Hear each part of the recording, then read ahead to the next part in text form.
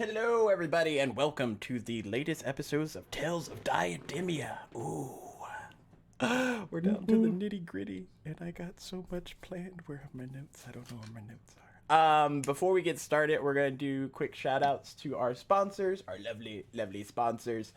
Our first sponsor of the night is Plus One Crafting. Let me put that in the chat real quick. Plus One. They are responsible for making awesome 3D, well, I guess it's 3D, terrain building for all of you lovely people that like to use minis and other things. Go to Plus One Crafting and they will get you all set up. They have a wide assortment of different terrain map pieces that you can collect and get a large assortment of, like I am doing. I plan on doing a unboxing of our latest Plus One here within the next few weeks. The box came in and I haven't opened it yet, so you all get to watch me open it. But if that is something that interests you, head on over to that link below and they will get you all set up. Our next sponsor is the Barkley Garage. Did I spell that right? The Barkley Garage is Oh, I didn't even bring it in from my car. I could have showed y'all like the prototype. They're responsible for making awesome wood making items. I am prepared.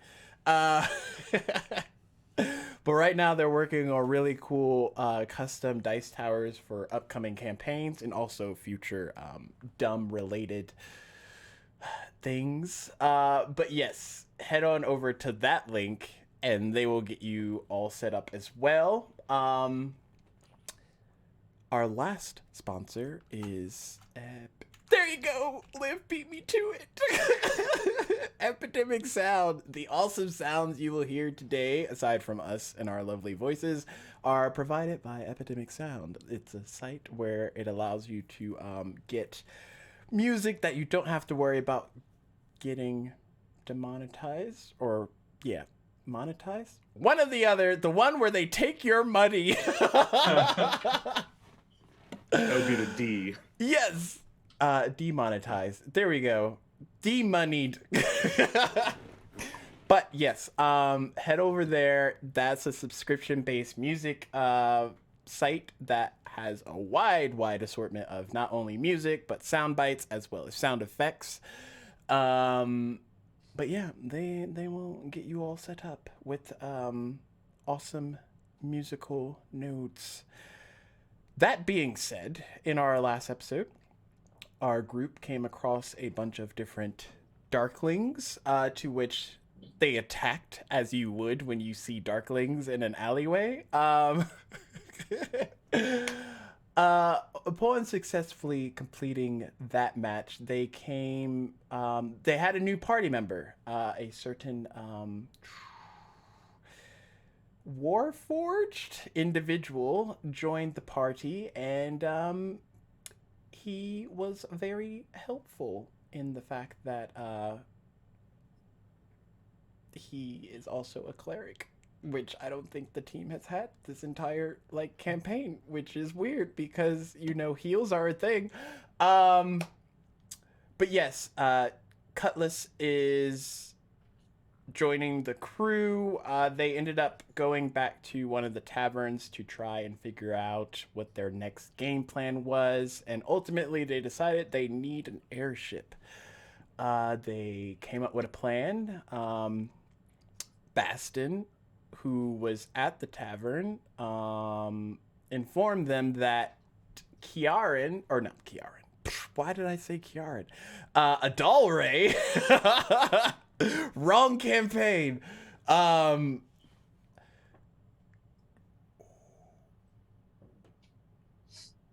Oh no, I gotta change that. Okay, I could change that here in a bit. Everyone's level 12, by the way. I am completely prepared. Ignore your eyes. Ignore the numbers that are on the screen. I could change that pretty quick, though. But she's an 11. It's really Yes, they're level 11 until we start. But Bastin Alsatian ended up joining the party as well, and using his guise as looking as, you know, the brother of the king. He helped them all acquire a new ship, which they took over relatively easy. For sake of brevity, Carcel, we will say that you found your way on the ship before they left dock, because I think they left dock before everyone was on the ship. But we'll say you made it on there, you know, somehow. And now, yeah, now they're just currently flying around, hopefully headed towards Demon's Creek, which is where Dargo wants to get revenge on the fact that they took down the fort so easily. But you all have been flying for some time. There will be a chance to do a short or long rest if you all would prefer. What would you all like to do? Boof. And we're level 12. It's that easy. Boom. Look at that. I didn't do that just now at all. I gotta make sure that it actually changed it to level 12 as it goes through the thing.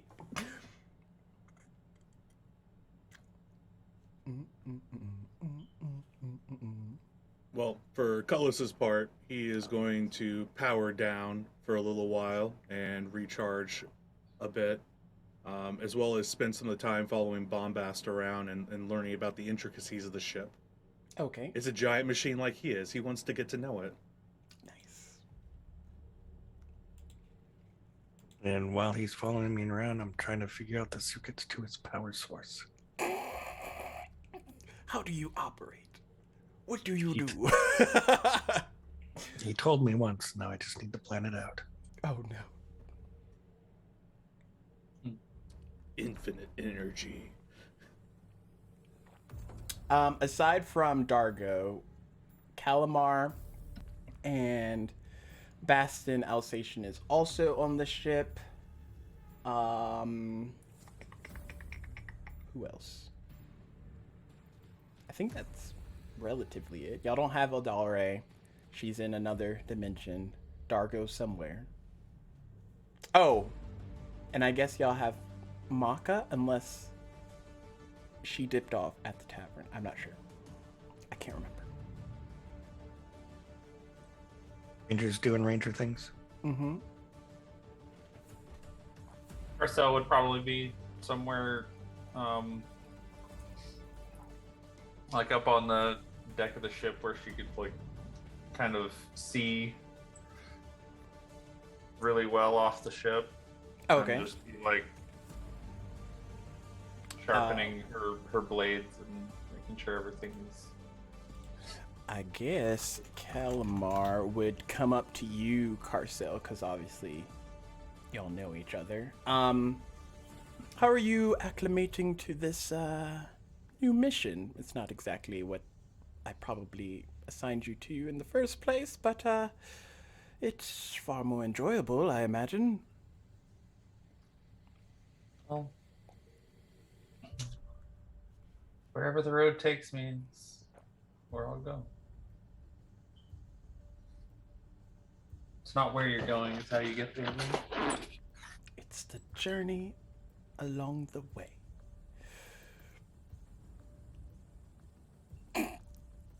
Around that time, Bombast, you and Cutlass come across a part of the ship that potentially keeps it working, but one of the pipes has kind of like frayed a bit. I know that recently this ship that y'all acquired was one of the ones responsible. Yeah, one of the ones responsible for taking down Fort Demon's Creek. So there could be a couple of pipes that, you know, the crew chiefs didn't fix before they left it to all of you Darn crew chiefs. But yeah, this pipe just starts shooting out steam close to where you and Cutlass are. Well, fuck. So eloquent. Are there any splice kits? Like, there has to be somewhere in the ship.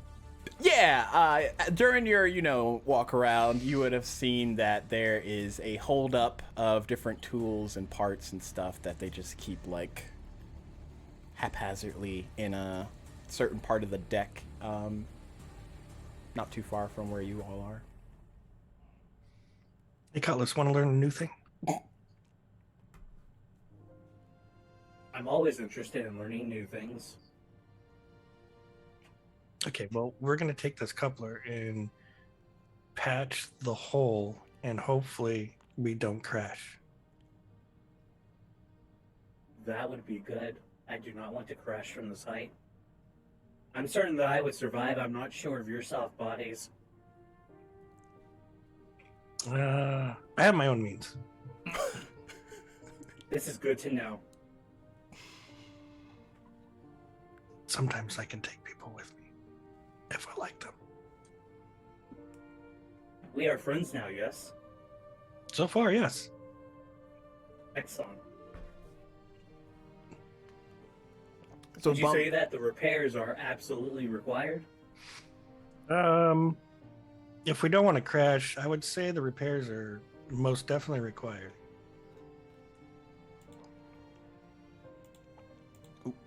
So, Bombast, you lead Cutlass to that room, and there's a bunch of different parts. There's pieces that you could use as sheet metaling. There's just spare junk parts. There's extra parts from stuff that they fixed. Don't know how that got there.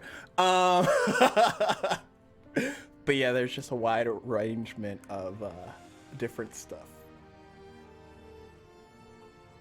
It might be meta knowledge, but I'm assuming, having worked on the airship, he would have knowledge there would be an actual patch kit that he's looking for.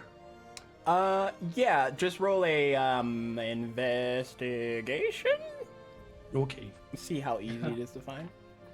I'll aid you. Seems so confident, Stacks. I'm like, which one of these skills would translate well to crew chiefery? 26. Oh yeah, there's probably in these types of airships a central, let's put the stuff that we need to fix right away here so that if it's an emergency, it's here. So you check there, and guess what?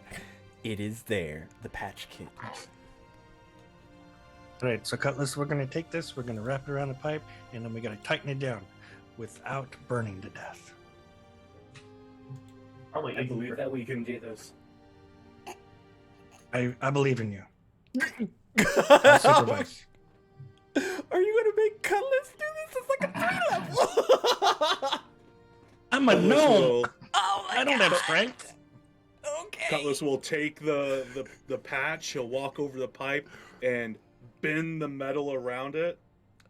As he also, you watch as his arms start having little tools pop out of it and start running across the metal as he casts mending to bind the sheet to the pipe to fully cover it over. Okay. Can I have you roll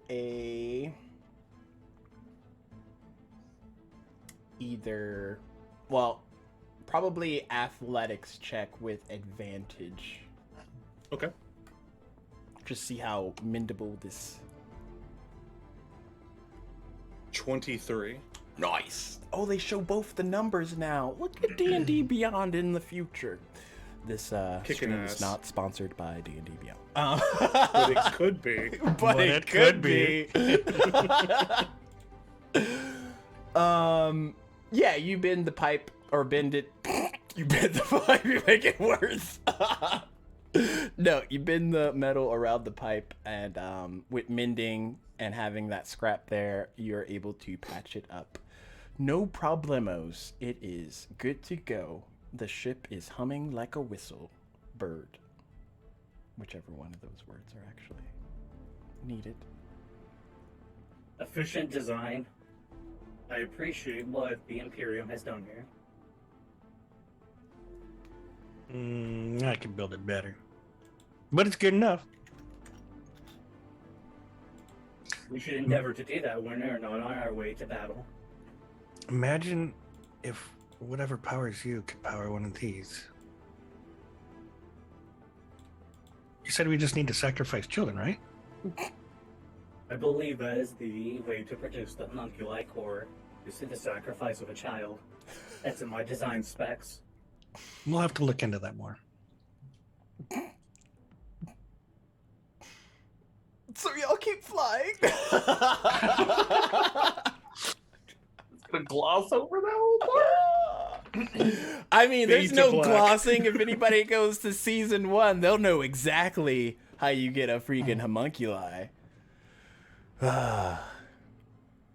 Calling you out. Paul. So I look at these children as they look up at me. Master Skywalker. Oh no!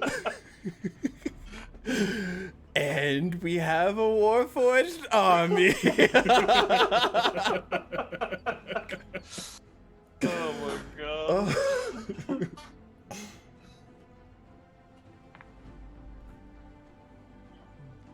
Oh.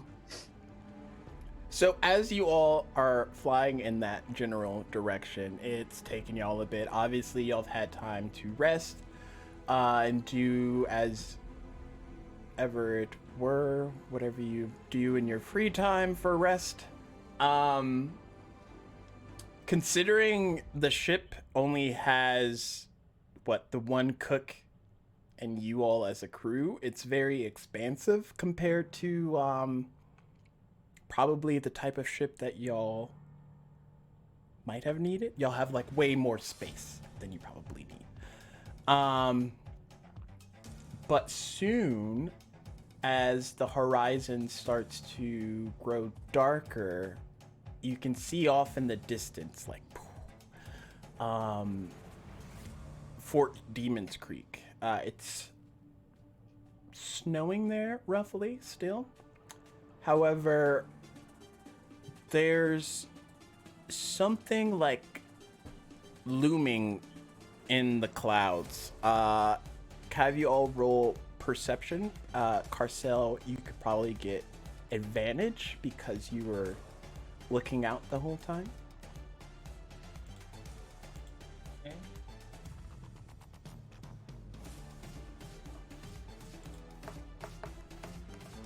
Oh, poor 19 for Kalmar. bombast.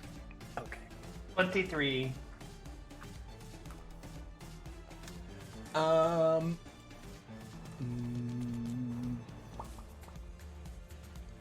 Let's see. 15 or higher, you'll be able to see this. I don't know what Calamar's doing.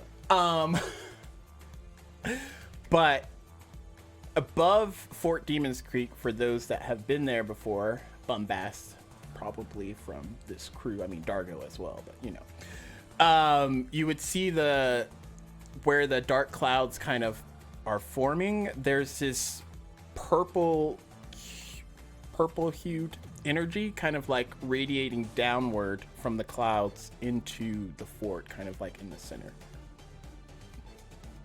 And the clouds are brimming with thunderous energy from a potential thunderstorm.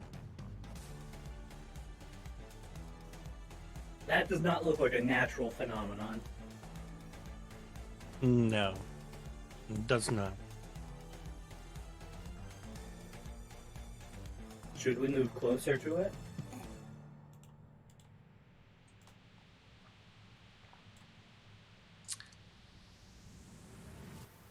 Sure, why not? So the airship continues to go closer towards this.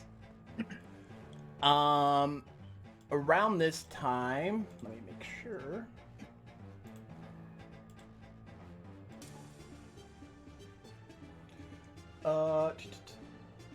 Can I have you all roll Yes. Arcana checks. And again, Carcel, this will be at advantage. 24. Ooh. 23. Okay.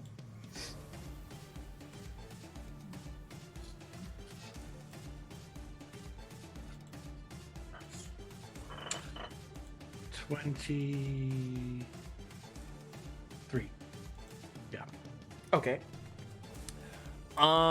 As you get closer, this feeling starts to reside within all of you. Actually, I gotta roll for Calamar as well. I'm sure.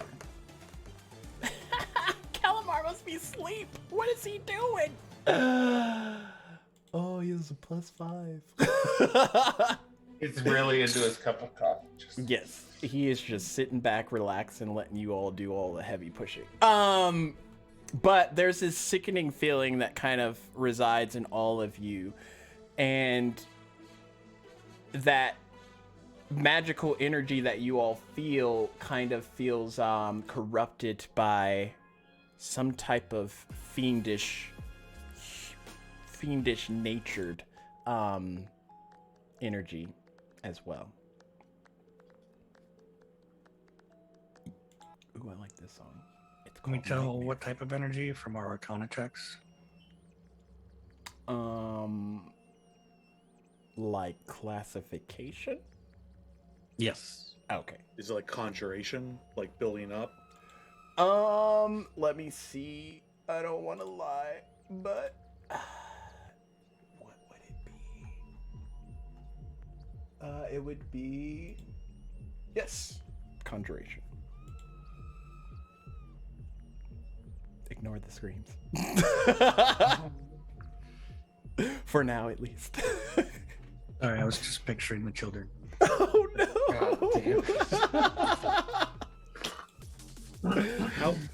How close would you say that we are to the build up at this point? So by airship standards, y'all are maybe 500 feet away, I would imagine. But, you know, relatively safe distance in the air, kind of perimetering the border of this fort.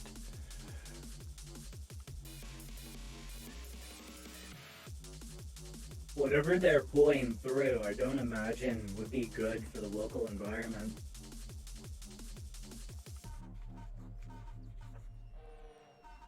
I don't see that as their plan either.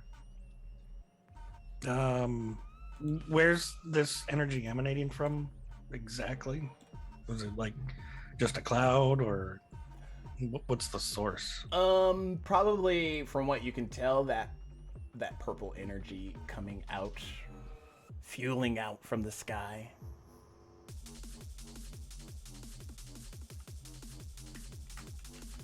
If we got close, I could attempt to disrupt them.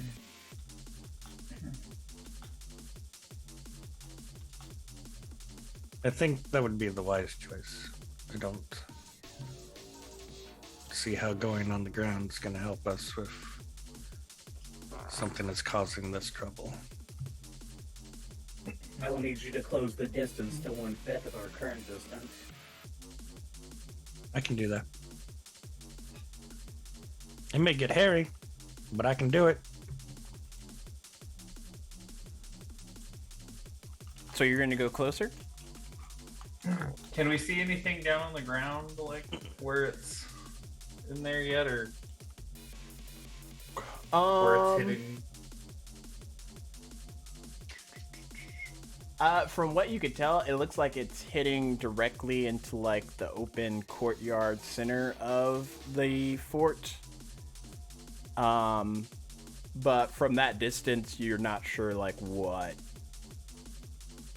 it's actually like connecting into. I'm going to yell down to Carcel to buckle up. We're moving in. And I'm going to start kind of lazily circling around, orbiting closer. Okay. And from the 500 feet, how much closer are you getting? I'm going to get within 100 feet per Cutlass's suggestion. Okay. I'm going to move down onto the deck of the ship.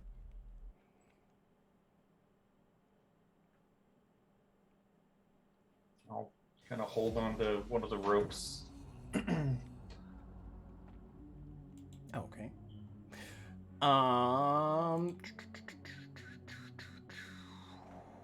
Can I have everyone make a intelligence saving throw? Is this a magical effect?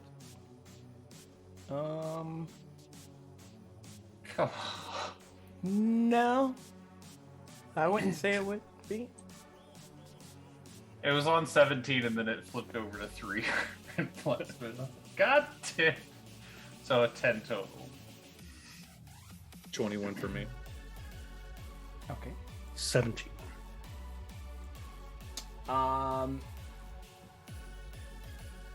Perhaps due to sensitivity of the nature of this Carcel, you all feel your minds like open up to this expanse and this voice gnawing out into your brains individually. Okay. Before you do that, I do have a ring of mind shielding on. Okay. And what does that do? Immune to magic that allows other creatures to read your thoughts, determine whether you're lying, know your alignment, know creature type. Creatures can telepathically communicate with you only if you allow it. Okay. In this case, you, Bombast, feel the familiarity of mind probing in the group.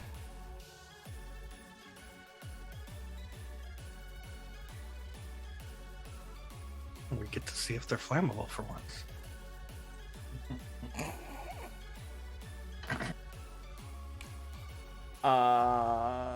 For the rest of yous, you hear,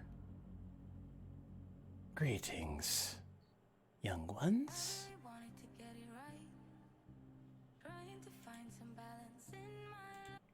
The music, it's got no chill.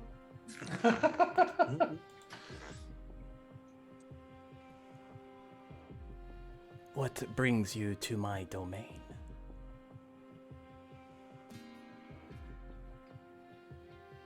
Who am I speaking to? You'll know in time.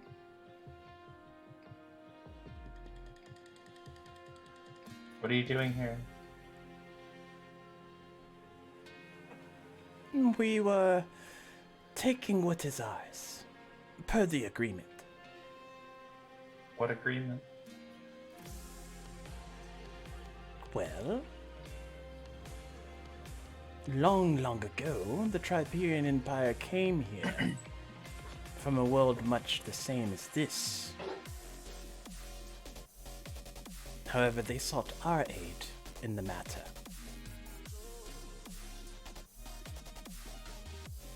Per the agreement, their claim to this land is forfeit. And we aim to pick up where they left off.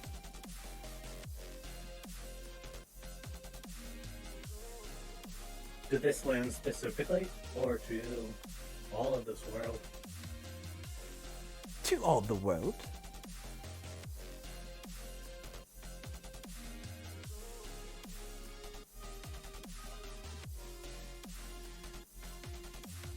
Their Yeah, just- contracts do not expand to us.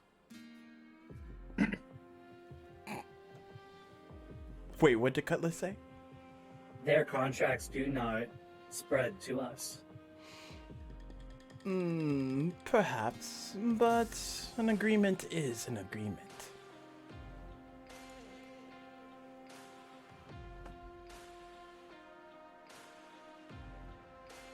Doesn't sound like they knew fully what they were agreeing to. Oh, they knew full well.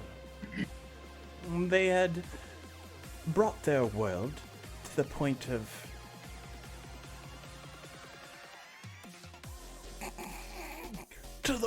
raving out hardcore, bro. Fucking glow stick demon shows up. I'm gonna chill it out. Okay.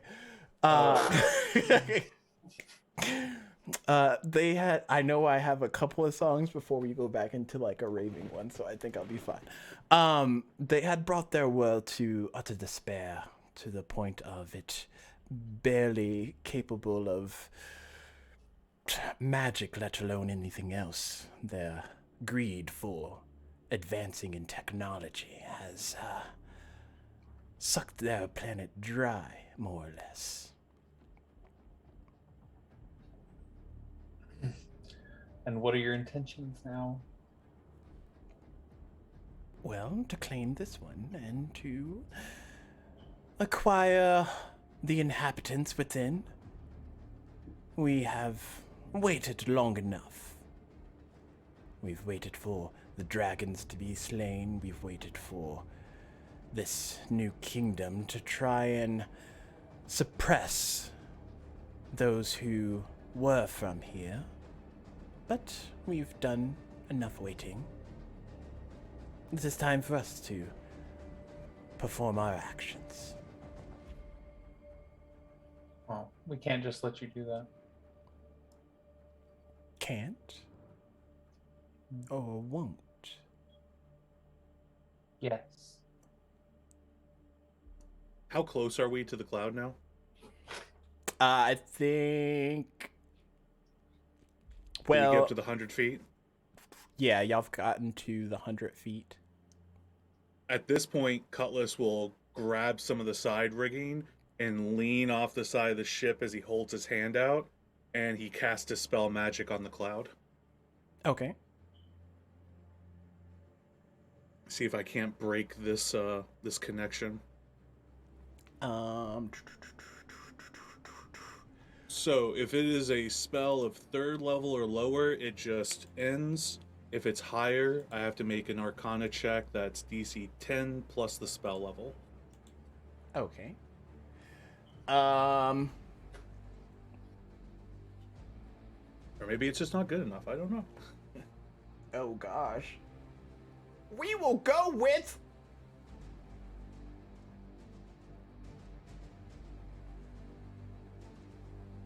No, he's not gonna use a freaking 9th level spell for that. We will go with...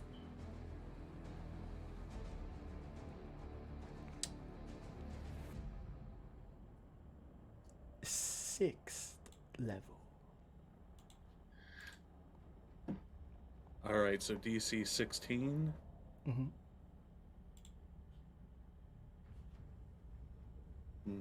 24 for the check. Oh, nice. And you feel that mind kind of like shunt out Carcel and Cutlass from your brains. Good. Does the light disappear from it? No, it's still shooting down, but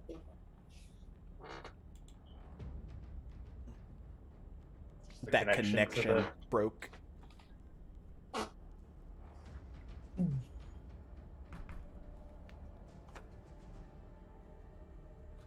Any ideas what we do now?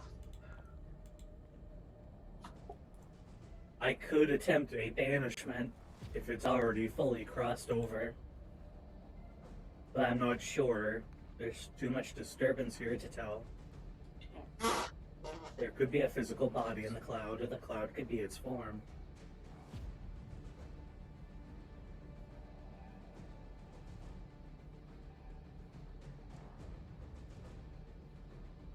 Unless you have some means.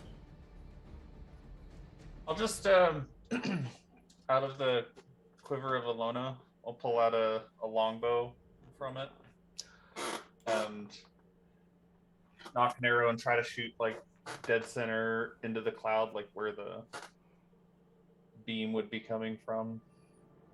Okay. see what happens. As the arrow gets close, just a shunt of electrical energy from the cloud itself like hits it and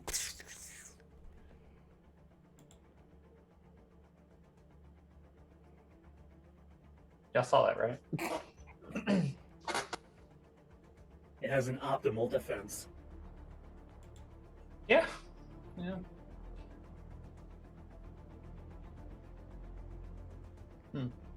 Bombast, does the weapon have, or does the ship have weapons capability? I don't think the ship we have has weapons, does it?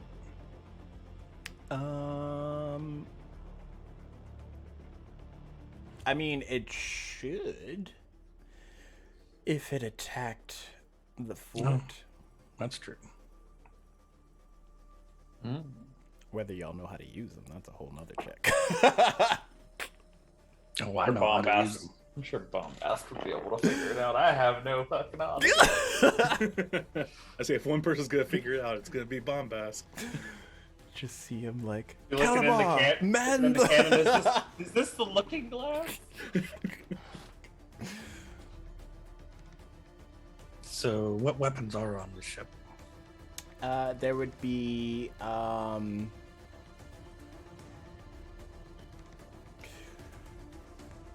a type of magical warhead that impacts on hit. You have maybe roughly 3 of those in the check. There are different, like, what would be equivalent of turrets set up at the frontmost of the ship, and then 2 at the sides. And then there is kind of a hovering 360 ballistic blaster from the rear of the ship.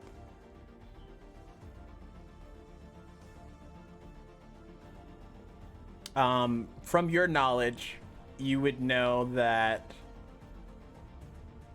the magical explodey ones, the range of that is massive, so you wouldn't want to be close to it. The other two, the 360 one can do roughly mid-ranged, and then the other 3 can do mid to short-ranged attacks.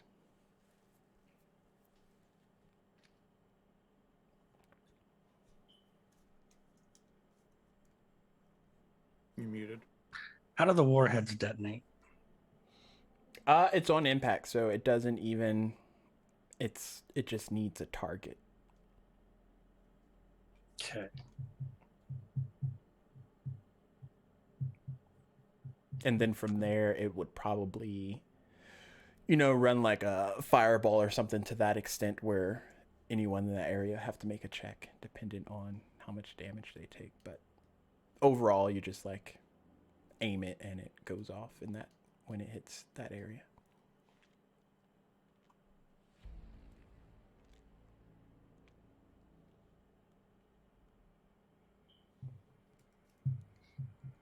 But what will the defenses do to it before it gets there?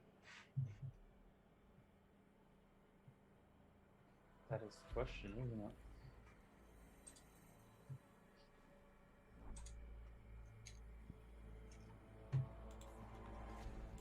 How close are we to the ship right now? I know we were trying to get within 100 feet. I don't know if you got You're us with within the- 100 feet of the Okay. the fort. Just like Cloud. perimeter circling.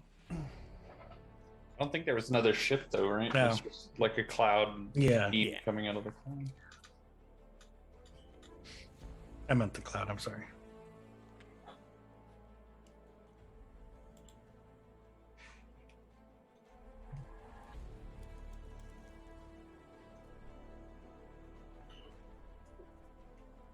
Perhaps the E360 would be a good testing rod for this experiment. Yeah, do we have anybody who's good at aiming things?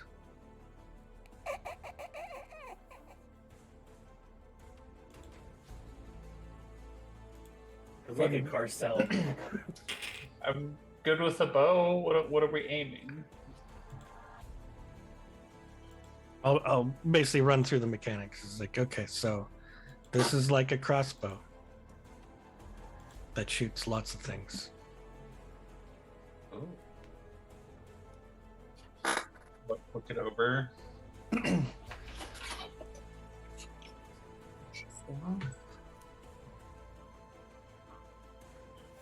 So is it like a single shot ballista? Is it a multi-shot?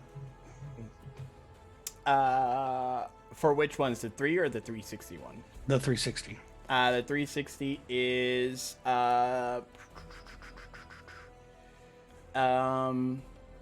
single shot, but it has the highest range of mobility for attacks. Okay. So I'll basically just run through, just like, a crossbow. Point and shoot, reload. What do we want to load into? So it shoots multiple things.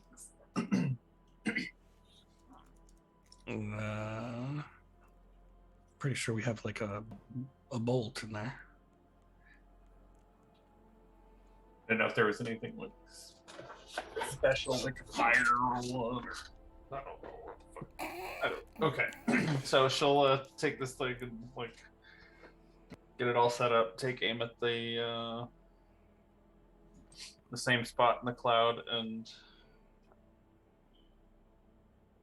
Okay. As you sit down, Carcel, you notice the maneuvers and, mechanics of this 360 ballista pretty much. It kind of revolves you like a freaking turret seat. I don't know what's the thing in Star Wars where like in the Millennium Falcon. Yeah, like the one that like and you like The move gunner around. Yeah.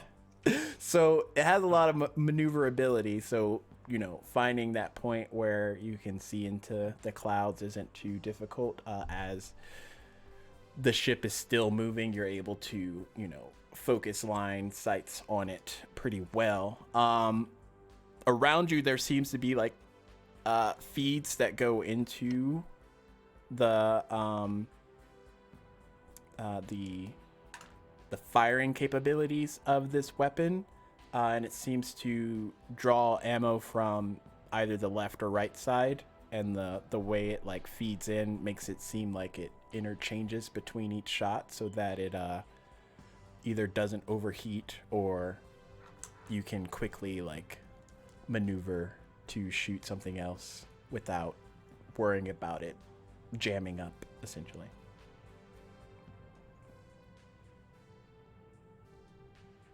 Well, we're going to fire a shot at the same point in the cloud. Try to. Okay. You have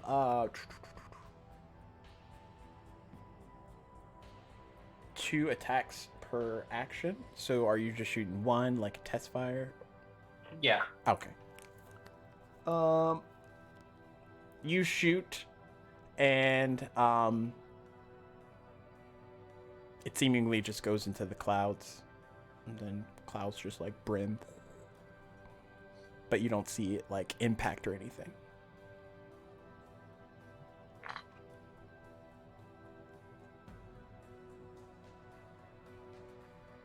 Do we have any special ammo for this? Do a perception check. Is there a big red button that just says Hellfire Missile? 24. Okay. There is a button that's red, but next to it there's also other colored buttons. There is...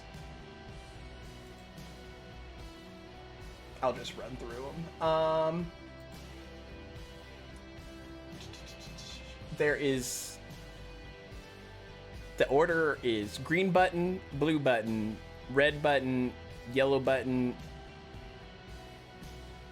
purple button? Are there any labels on these buttons? Okay. On the green button, there's like a skull, and then there's like crossbones behind it. They're kind of like poison. The blue button has a little, snowflake. Lightning bolt. Oh, okay. Ice. Okay. The red button has a little of fire. The yellow button is lightning because it's just a lightning bolt, and then the purple button is thunder because it's got clouds with it.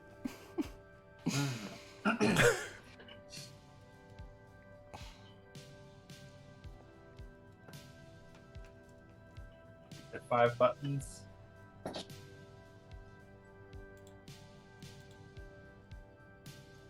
Purple's my favorite color. Perfect. Smash this purple button. Lets it load in and fucka!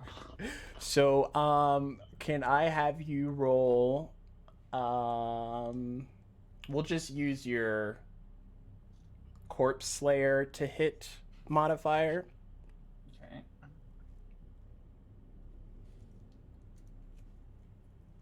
At 27. Okay, I think that hits the clouds that are in the air. And your damage is, for these, it is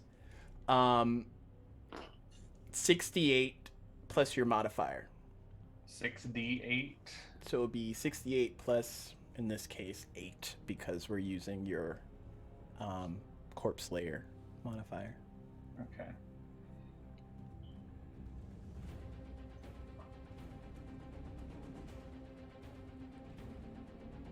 +24 +8, 32. Nice. So you shoot that into the clouds, and a bristling of electric or thunderous energy starts to play like a simple symphony in the clouds, and a big loud explosion. Oh, that might have been louder than I thought it was supposed to be. Resonates out, and everything kind of goes white for a second before it dims back. The clouds are still there, and that shooting purple energy coming down is still there, but you do see from like the fort that things are starting to fly up towards the ship. What things? Sure, I probably Perception wouldn't be check? able to see much of it from the seat I'm in, maybe? I mean, you might have the best seat. Seat Oh, Apparently not, because I rolled a 10. Nice. I am hanging off the side of the ship right now. Do I see? Yeah, y'all can roll perception as well. Fuck, I didn't get good on rolls. 21 for Bombast. I'm too busy staring at the clouds. I mean, 16 Bombast! is not bad. Our hero. You probably why no one's seen them is because they're like very hard to see. But you see small, like black orbs, roughly the size of like a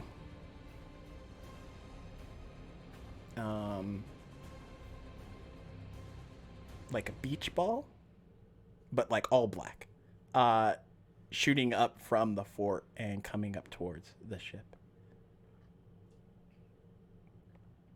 Bombast, I might suggest evasive maneuvers.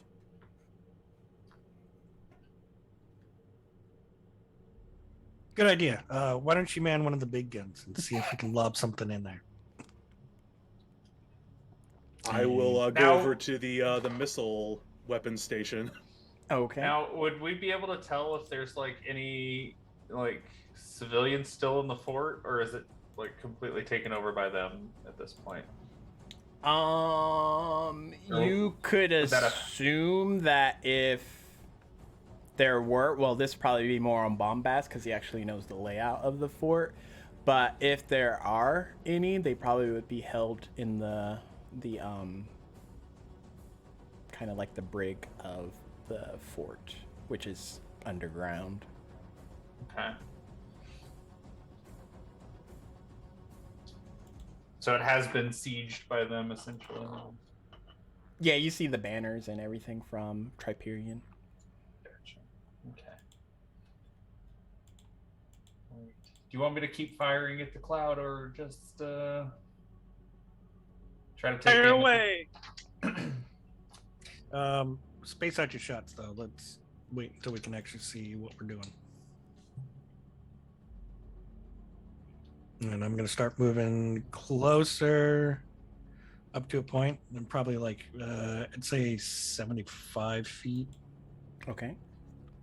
and probably gain a little bit of altitude, but still make sure that the turret gun can still get shots in. Okay. Wherever the center mass of this beam's coming from. So Cutlass, from your turret that you are at, it's rather large. Let me do some maths. For you, it would be a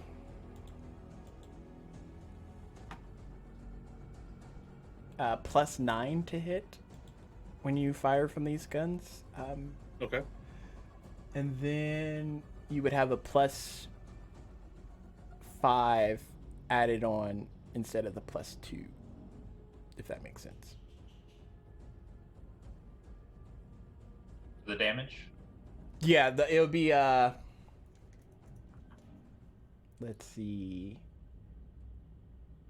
Oh, you're looking at my crossbow, Yeah, right? yeah. Okay, I get what you're saying. I get it. For you, it would be a 2d6 +5.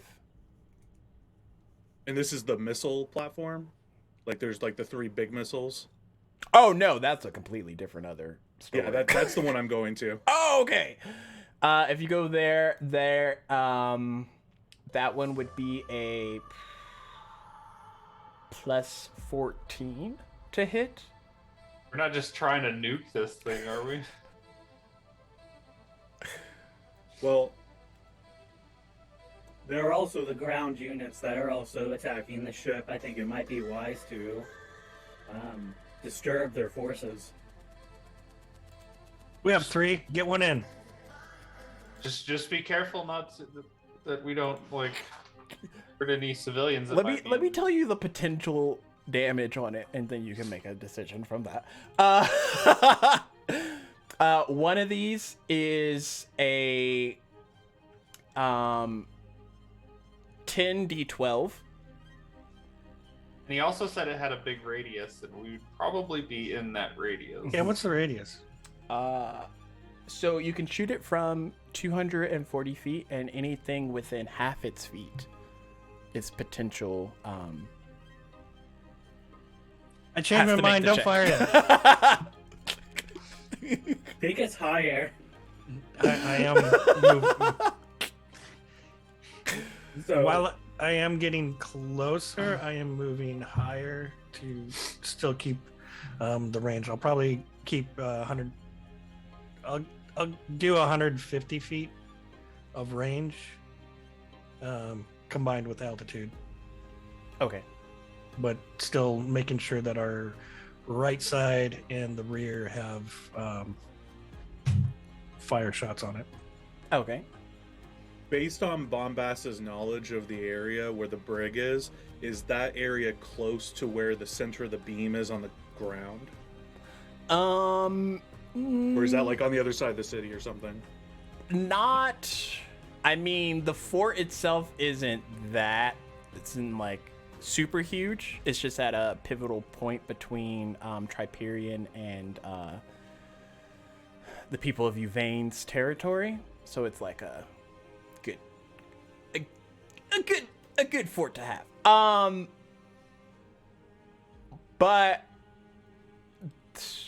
if you're trying to not hit the brig area, there's at least like half, I would say half the fort that you can try and aim towards. Okay. And then its radius wouldn't hit into. Let's put it this way. Is there anybody useful to keeping alive that Bombast would feel? I mean, you knew all the people that you worked with. and it was like just fortified by Uvain people. Then they had sent people down from Scion, which was like you, and then others. So dependent, there could be people like that's down there. But that's all in like a what if clause. I mean, you can get to the brig and it could be empty. Like, you don't know. Got it. What's in it? Well, no matter what, I'm not going to fire this missile if it's going to hit the brig. Okay. Until I know what kind of destruction it does on the surface. So once Bombast gets as high enough with enough altitude, and I feel that we're outside of the blast radius, I'm going to lob that thing towards that area that I've calculated won't hit the brig, but still disrupt the area where the beam is. Okay. Now your to hit is basically how proficient you're trying to get within those means of the to hit doesn't matter because it's gonna blow up regardless, but Right. depending on if you miss really heavily or if you hit it will determine if you get in that area that you want. Critical hits. Oh gosh! Natural 20. So that's 20d20 or 20d12 of damage. I'm waiting for D&D Beyond to have a minor seizure. When Here you click. it goes. Just blew up my screen. It's not even telling me the number. There it is. 132. Oh gosh! But it's die roll, so I double it? Or was that the double, the 20? The 20 was the doubled. So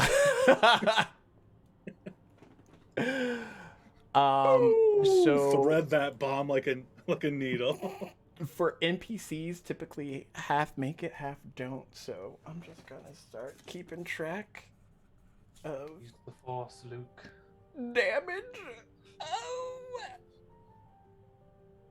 Okay, but yes, you see a big cloud of destruction in that area that you wanted to hit of the fort, and things are on fire, and there's probably people screaming, and but yeah. Does it blow up the ground too? Like, is it like a true bomb of destruction that also? Oh yeah, like destroys the heavy groundwork? portions of the fort, its stone structure have collapsed. It's a lot of damage. Is there any destabilization in the beam?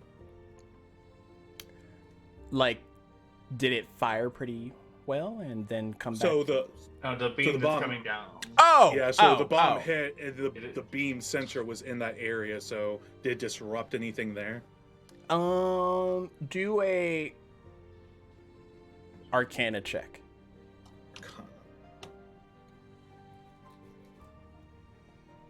17. Okay. You see the pulsing from that purple energy starting to dissipate a bit. And after a while, it just like trickles down to like a small line of energy before and then like dissipating out from there. So at present, there's no purple energy coming down from the sky. But the cloud is still there, right? Yeah, just a large black ominous cloud. But there's no thunderous hue in it anymore. That worked most efficiently. I'm gonna give you a new title. You are now known as Master Blaster. Master Blaster Cutlass. Now, why don't we fire one of the cannons into that cloud and see if we can dissipate it? You continue firing the ballista thingy. Okay. And you're still using thunder energy? Yeah. Okay. Why not? Roll to hit. And you said I get 2 attacks with it per. Yeah, per your Blood Hunter extra attack feat or ability? We'll throw 2 of them.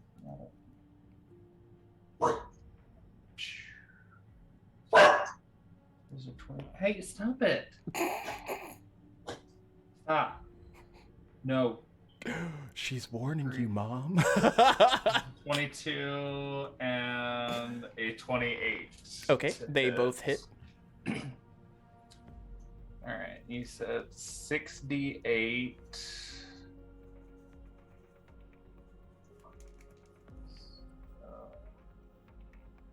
That is 39 for the first one. Plus That was 16? the plus the 8. Did you add 8 twice? Because it's 8 per shot. It's 8d8? It's 3d8 plus 8 for 1 shot. You said it was 6d8 last time. Did I? Yeah. Oh, never mind. Ignore me. For I one didn't shot. write that one down. I wrote down the other one. So I rolled 6d8, which so the first shot was 39 damage, Okay. and the second shot is 27 damage. Okay. Or 37, sorry. 37. I can't math That's a lot right of damage.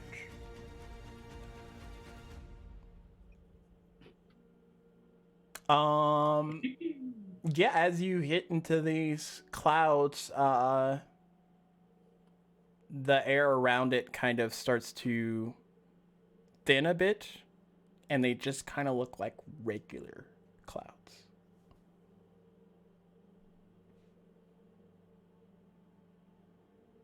Is there still an ominous energy there?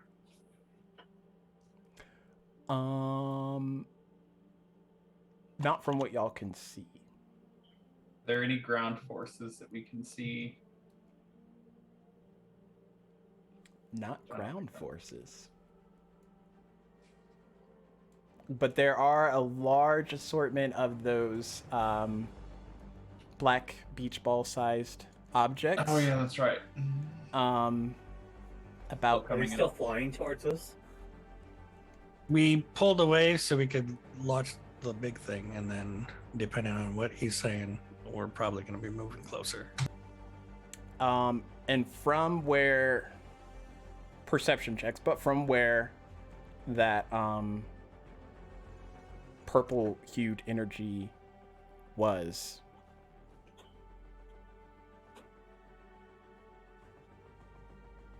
15. 25. okay, 23.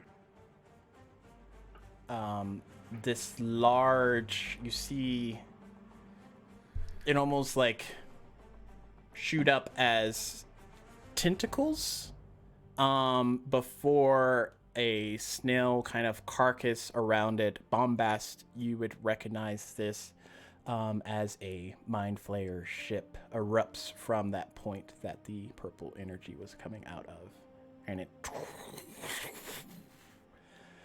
comes into the sky. Like an entire ship just comes up out of the ground and shit. Yeah. If anyone's seen like the new Star Trek where like, you know, it's like the ship and then the like the warp portal, it's kind of like that, except, you Oh god. know. And this ship, Bombast, from what you can tell, is roughly 3 times the size of a normal Mind Flayer ship. Oh. And it makes your Triperian ship look like a little baby. Like, yeah. Guys, that doesn't look good. Suggestions? Keep firing, assholes! Missile! Well, you have 2 more missiles left. I fire one of them. Okay. So, the design of The design of the Mind Flayer ship, I know it basically looks like a snail is essentially the design of those ships. I'm gonna try and aim for the front part where the tentacles are, because I feel like that might be where our version of the command center would be. Okay. Roll the to hit accuracy shot. Okay. Like to assist in telling him where to hit it. Okay. Does that give me advantage? Yeah, you could certainly try. I'll take it. Okay. All right. I am lucky, so I'm going to use one of my lucky points to re-roll Okay. because those were terrible rolls, a 9 and a 4. Come on. I roll a 7. Wow, it does not want me to hit. Also, viewers that are out there that have subscriptions to Dungeon Mechanics, you are able to currently give out luck and inspiration to the players. It doesn't go where you want it to necessarily, Cutlass, but it does hit into one of those beach balls, which still detonates it because it's like a target. So just roll that beautiful 10d12. 10d12. Okay. 12. 1, 2, 3, 4. 10. I want to see a few 10s in there. Calculating. 66. Plus whatever.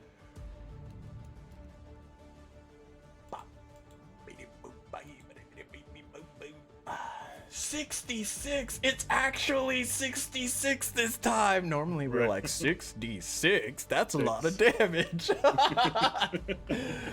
Okay.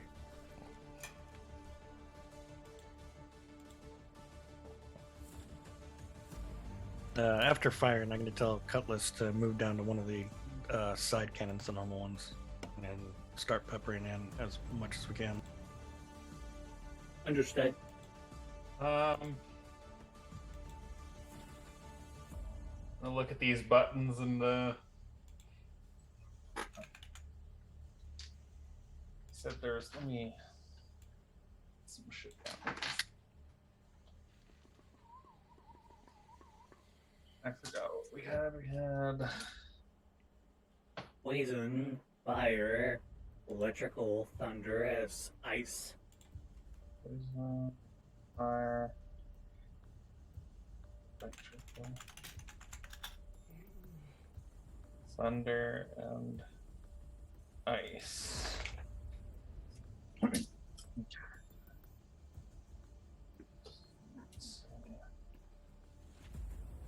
Waters. I might suggest the poisonous rounds, because I believe that illithid ships are biomechanoid.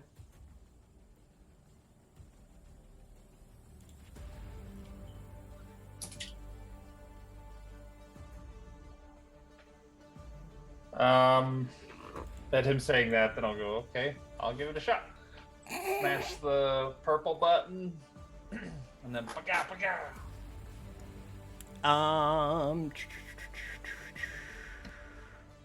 And are you going for the illithid ship? Yes. Okay. Roll to hit. Ooh, it's a 19, so a 29 to hit, and then a 26 to hit. Okay. Perceptionally, you watch as the first hits into like just above the tentacle area, so like it hits like just where the snail carcass is starting to meld with the tentacles, and then on the second, you watch as the missile hits into something like some kind of force beforehand, and it hits and radicates outward, and the ship kind of like swims through that explosion of detonation. You might assume that it's some type of magical shield effect. Okay, so neither of them. No, the first one damage? hit, so you can roll damage for that one. Okay. What is this music? It's not intense enough. It's enchanting as we float along in this epic battle. Yeah, but you don't do enchanting music for the Mind Flayer ship that's like swimming through explosions. Alright, 38 damage Okay. of the poison variety. Okay, gonna make a check for that. Good to know. But next, everyone make a intelligence saving throw. Oh god. I saw that coming. Is this a magical effect? Nope. Okay. 11. 30, 11. 20. No. 19. I got a +7 and I'm just rolling like shit for my intelligence saves. Fuck you, D&D Beyond. D&D Beyond went from like the top to just. Like I'm rolling good on everything else. It's just like you don't have intelligence today. You haven't had enough coffee for that level of intelligence right now. From the front of the ship, you see this like, well, Carcel, you probably would see it a lot closer because you're like at the rear of the ship looking at the ship. But you see this like brine erupt from the tentacles of this ship. And it kind of emanates over the entire ship itself. I keep switching off of the thing that has the stuff that I want to look at. Okay.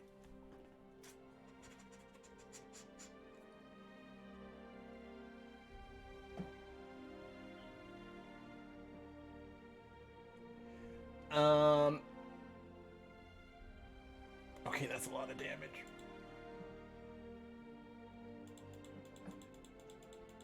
I forget y'all are level 12.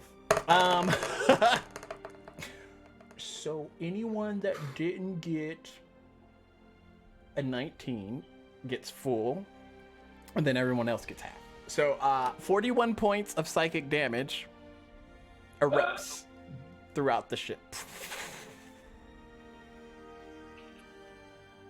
Life support failing. Ow. And then if you scored 19 or higher, that's halved to 20. That's still ow. Yeah, Mm-hmm. I'll say. Yeah. It's a good thing I just took the tough feat. God. But yeah, new round. What would you all like to do? Did we even start like an initiative order, or you just got a like general initiative going already in your head? I mean, it's essentially y'all attacking and then them attacking. Okay. With those like beach balls getting closer.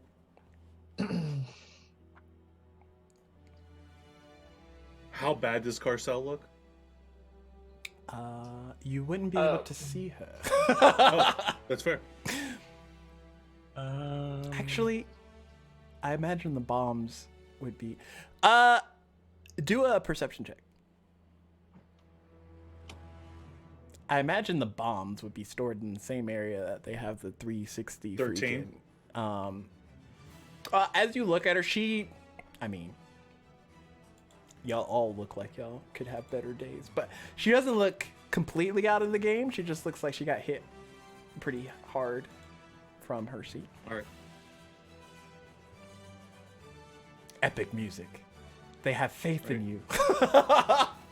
And this is how everybody dies, and then I have to worry about making the last episode. Yeah. How close is the Illithid ship to us now? So it shot out. Y'all started to leave. It's within, I would say, 150 feet. All right. If it's shooting at us from the rear, then the side guns won't be able to work on. Is there another rear gun, like the turret gun? Just the one that Carcel is manning. Then I will spend my action healing Carcel. Okay. Let's see, what do I want to use here? Let's just go with an upcast Cure Wounds.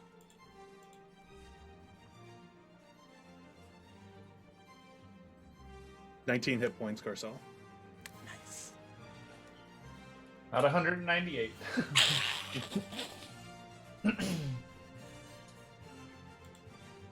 That'll be me. Okay. Captain, what are your orders?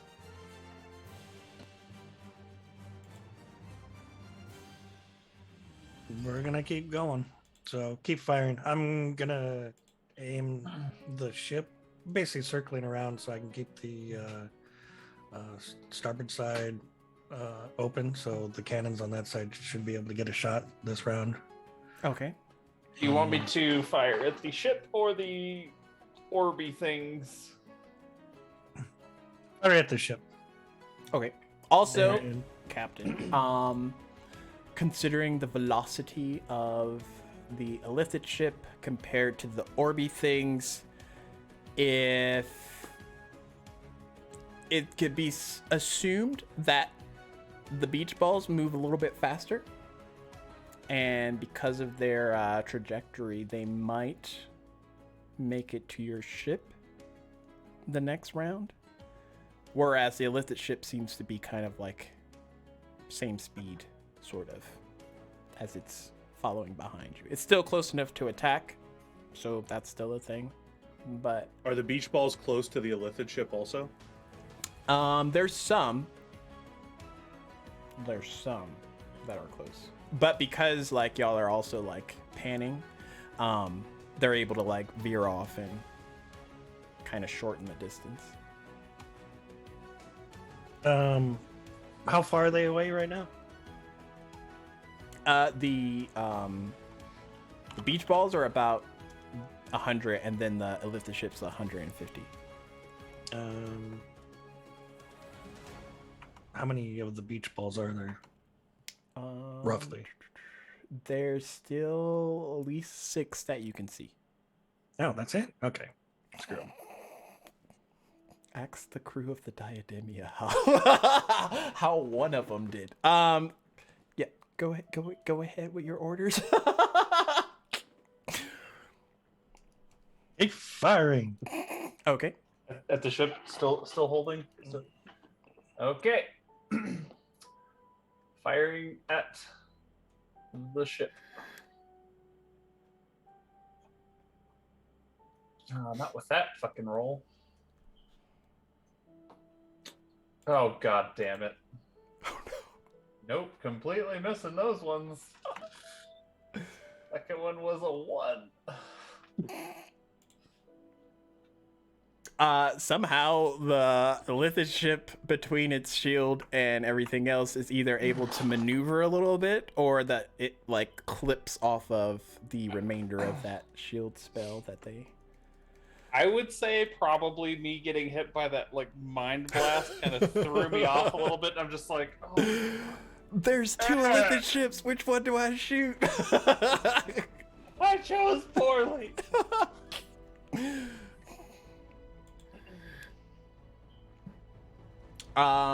So yeah, the ship manages to dodge those attacks, and then as you're panning Bombast, these large orby thingies come towards the front brig of the ship.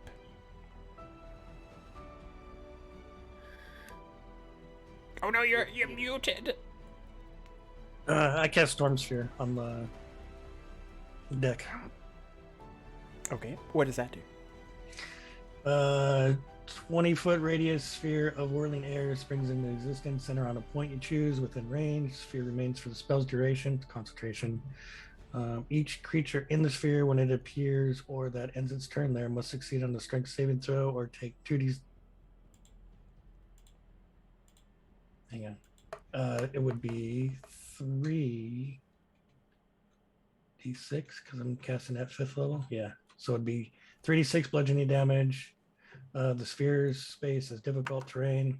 Until the spell ends, you can choose can use a bonus action on each of your turns to cause a bolt of lightning to leap from the center of the sphere toward one creature you choose within 60 feet of the center. Make a range spell check, blah blah blah. It'll be 5d6 lightning. Okay.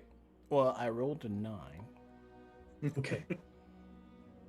Well, it's okay. Oh, that'd be your strength, so that'd be 3d6. So that'd be 12 on anything within 20 feet radius. Yeah, 20-foot radius. Basically centered on pretty much where they're all kind of popping on the ship. Okay. And as you see as is it lightning damage? Or... I could use my bonus action, so I'd see one that's there and I'd hit it with a lightning, and it would be 5d6.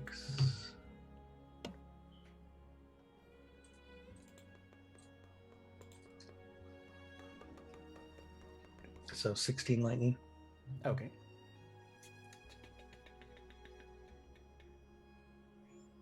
Storm Spirit. There we go. It is bludgeoning. There we go. So you start to hit into these balls, and doesn't seem to like it, but they open up, and you see hundreds of like small little tadpoles start to swim through the air towards you, Calamar, Baston, and Dargo, I guess, because the rest of y'all are on the bottom part of the ship. So I need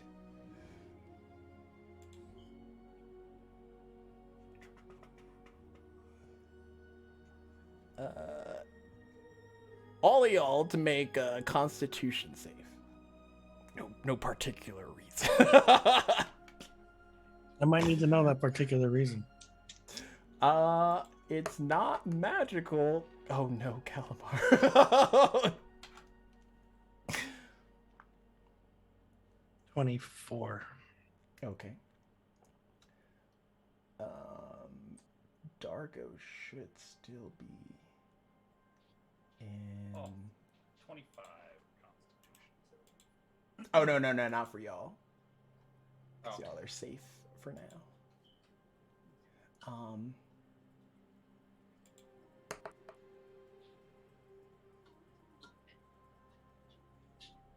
Oh no. Okay, dex save for that's dext. Let me read this to see.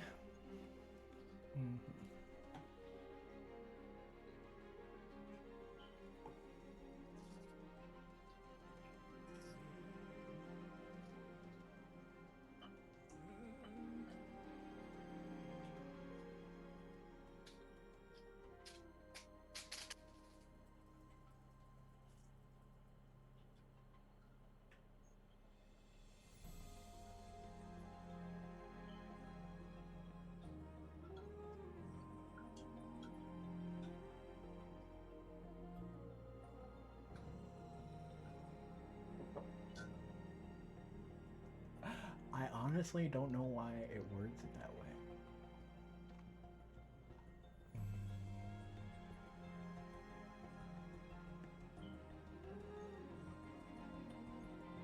Maybe.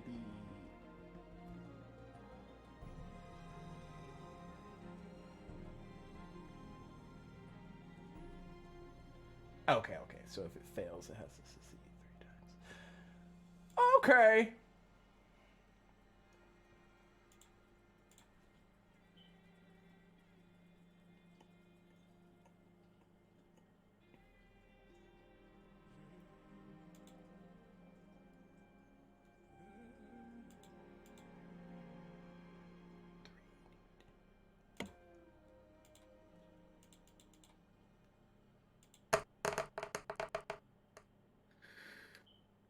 So Calamar gets that much. Ouchie. And then for those that saved, which I don't think Dargo saved, so he gets that much as well.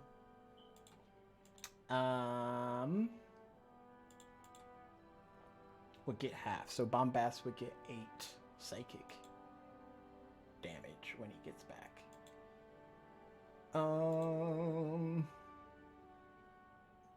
Then there's other effects. But essentially, these creepy crawlies crawl on everybody and start to go into places that nobody wants. Bombast, you only take 8 points of psychic damage from that, but you do see as these tadpoles are like crawling into like crevices of your skin, like pore holes. It's gross. It's nasty.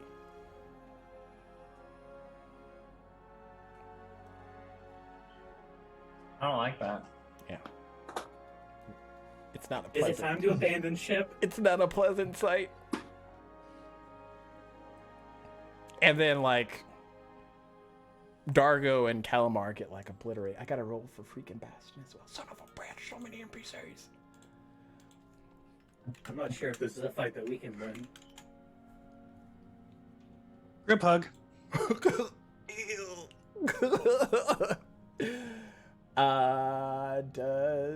He might make it. I say that as I roll like a 7. No, he's fine. Okay. What would you all like to do next? So from the bridge, y'all just hear like ah!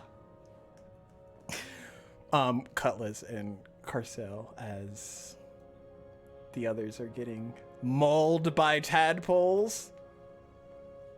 How many others?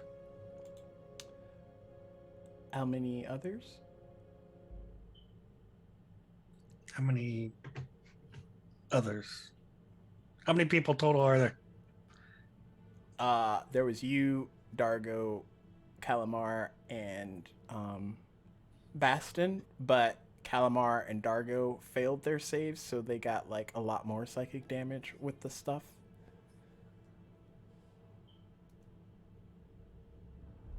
But you all feel like you got tadpoles in your juice, like your body.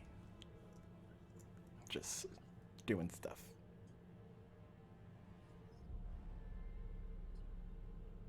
I can teleport us off the ship.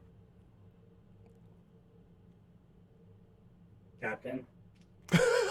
Captain is just like, but I can just see Gnome Bombast just on the top bridge, just watching this cacophony like, of. what's going on? But my ship. Either the ship gets exploded, or Exactly. The combo weapons. That was just one. Was that just one of the orbs that hit?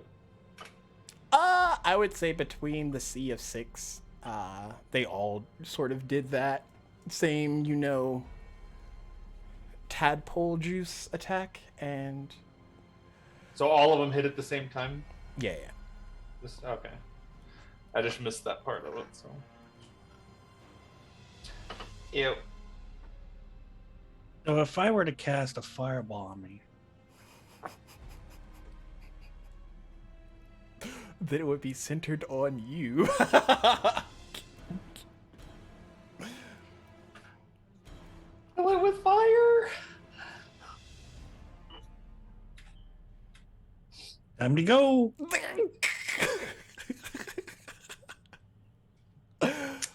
And I cast fireball on me. You are? Yep. Savage. But that's everybody in the room, right? Except they're not affected. Oh, okay. You're just trying to do it on the tadpoles. Can you sculpt it? I can. That's awesome.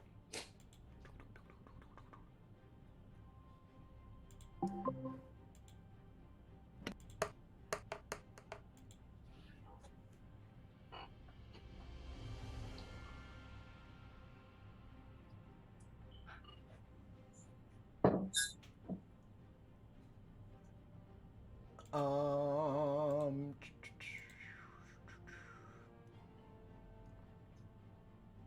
that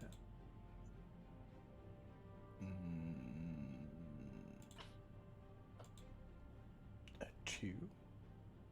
Yeah, I'm not even going to do math. Yep, that was a 2 plus something. Okay. Well, that fails.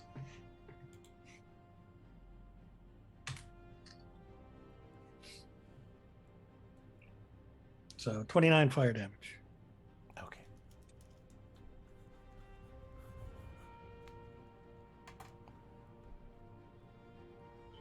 Except for the other 3 people and myself. Okay. That's good because I don't want to have to do that. Sick! Okay, top of the order. Captain, what are your orders? Burn him down. Are there still black orbs on the, like, where the storm sphere is? There are, but they are all open and the contents of them are now like on y'all, so they're just like empty black orbs. Okay. So there's no orbs left to like Not that y'all can see right now, unless maybe. more show up. Gotcha. How does the Nautilus look?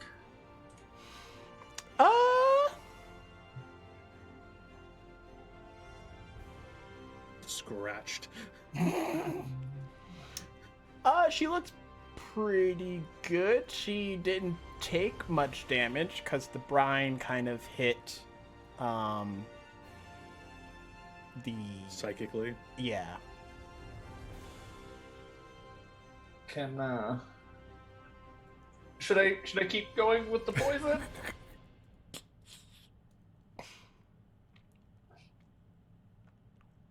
Switch to Try fire. lightning. Kill it with fire. Lightning. Yes. Smash the yellow button. Pow, pow.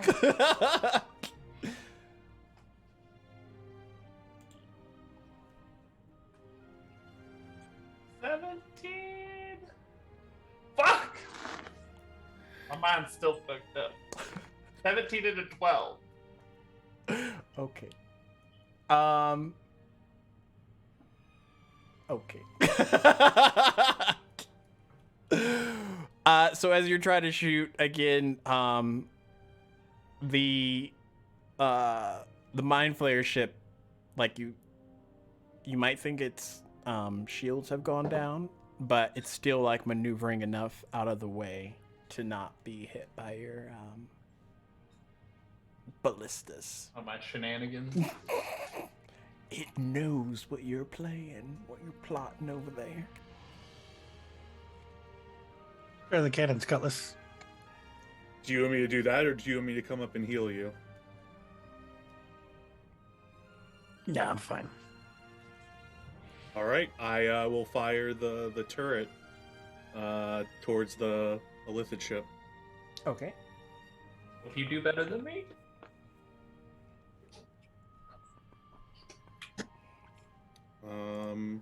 You said it was +6 to hit. No, for you it is +9, 9 and 5. yeah, +9. Okay, so that'll be 25. Okay. 25 hits. 2 die 8 +5. Okay. 9 points of damage. Nice. And that was at the Illithid ship? Gotta make sure Yeah. that keeps that track. Yep. Anything else? I'll throw a healing word toward Carcel. Her wounds seem to be destabilizing her firing platform. Let's see here. Healing word. Take a big 7 points of healing. Nice.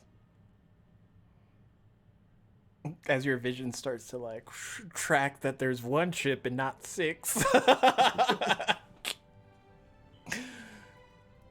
Oh no, Muted. you're muted. Wait, you're still muted. Double muted. What? What is You this? can't hear me? Yeah, now we There can. we go. Okay. Now we got you. What? It's like, you guys, we took care of 5 of them. Oh god. Good job. I'll need a better healing spell. I don't think you can heal that damage.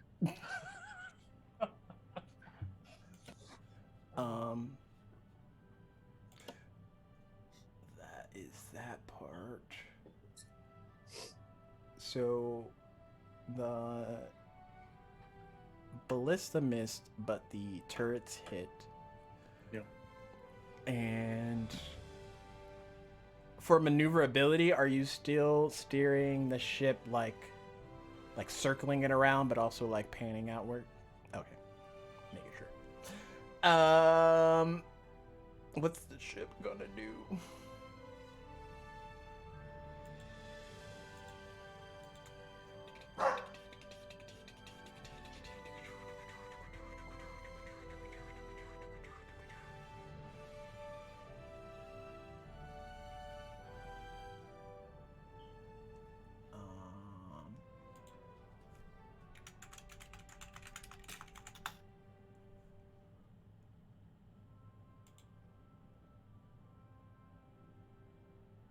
Okay.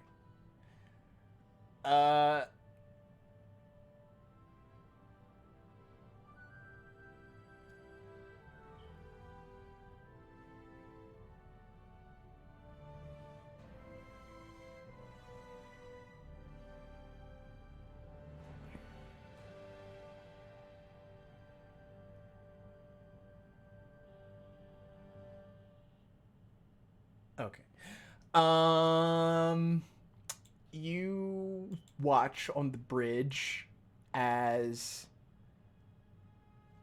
3 shunts of kind of are heard, and in those spaces 3 Elliptids kind of dimension door onto the platform of the ship. And initially they look and they see like the tadpole crevices have opened and released before they kind of turn their attention towards Bombast and the crew. And the ship will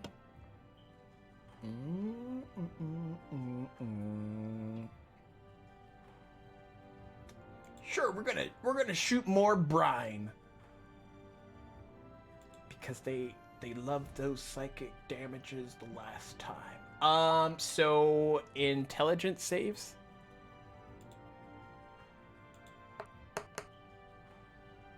These. Ooh. Definitely failed Calamar, that one. what is Oh. happening? Hey, your healing worked. 26. You got Oh, a natural no, 20 Dargo. for 29. Oh dear. I feel like all y'all's teammates are not designed to go up against Lithids. I'm gonna My put big that into 5 the did not sticks. help me.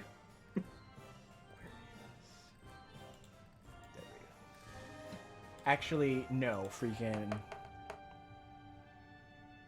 No.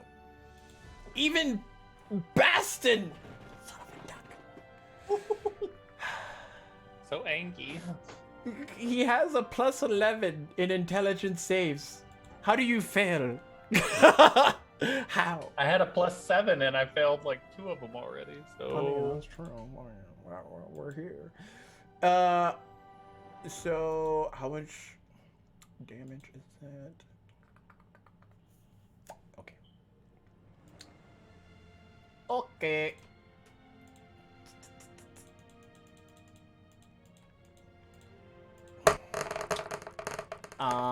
19 or higher, you get half of this, and 18 or lower, you take 45 points of damage. 19 or higher, you take 22. as more of that brine just hits into and psychically erupts into everyone's mind. Damn it, there's 6 of them again. Oh no! I saved, so I imagine I wouldn't be in that. Yeah, you wouldn't be that fucked up. There's only 3 of them now. Carcel watch one of Cutlass's like head plates pop off a little bit. Okay, so there's 3 illithids on the bridge, by the bridge of the ship. More psychic damage On their ship or ours? on y'all's ship. Sorry. And then they're still chasing after you. But yeah, it's y'all's turn. Bonus action. One of them's getting lit. Y'all want me to keep firing, or y'all want help back there? He fired. Cutlass. Do something. Got it. As he just stands there and holds thumbs up for a turn, is this something? Cutlass will stand off the turret and make his way towards the command center where all this is going on. Okay. And let's see what I want to do once I get there.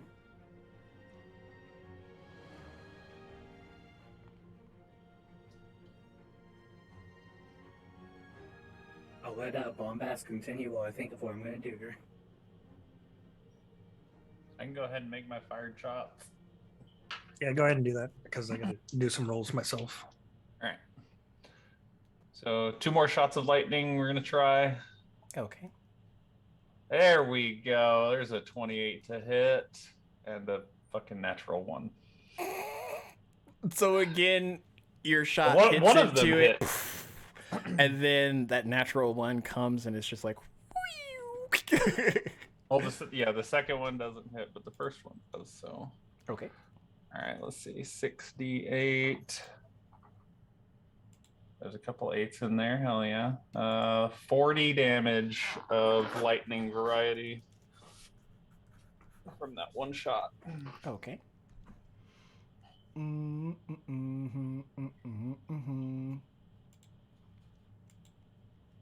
I'm paying close attention to whether or not that one seems to have had more effect or not than the poison.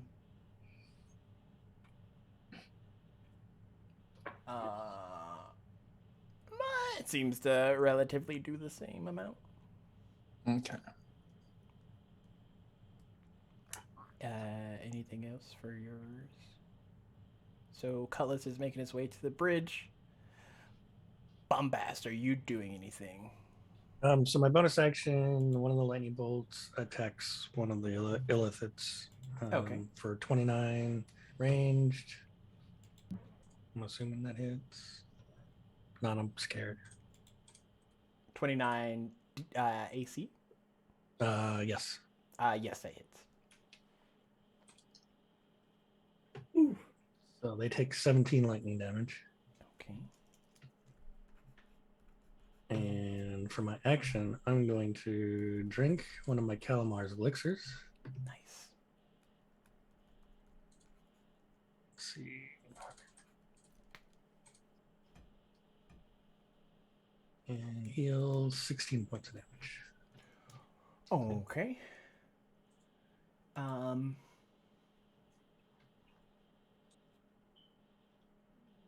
Calamar is going to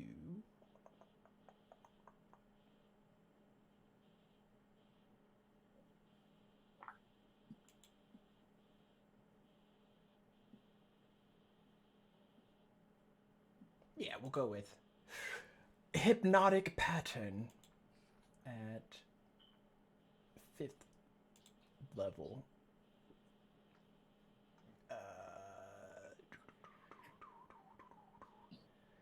They have to make a save on that. Did my music stop? What the fuck? A bit. Yeah, I didn't just go straight into the rave.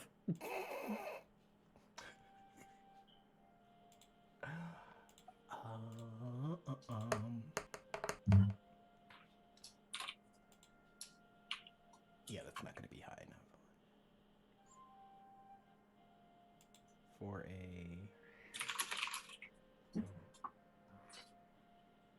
wisdom check. Yeah. No. They fail. You watch as the mind flayers go to try and attack, and then that hypnotic pattern kicks in, and they just kind of like stand there, and their eyes kind of like gloss over with this pinkish hued arcane energy. Well, that'll stop them from now as long as we don't attack them anymore. Bombast. Otherwise, they'll break free. So you have 3 frozen mind flayers on the ship. Cutlass will run up on the deck. See that? Look at Bombast. Are we going or are we staying?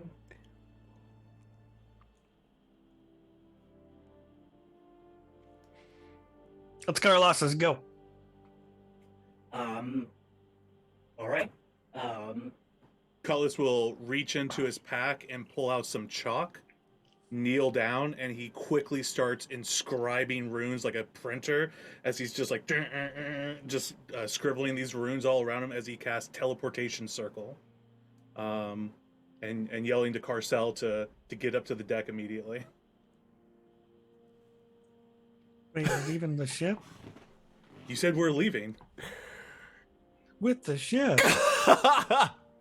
And the can't outrun- elephants.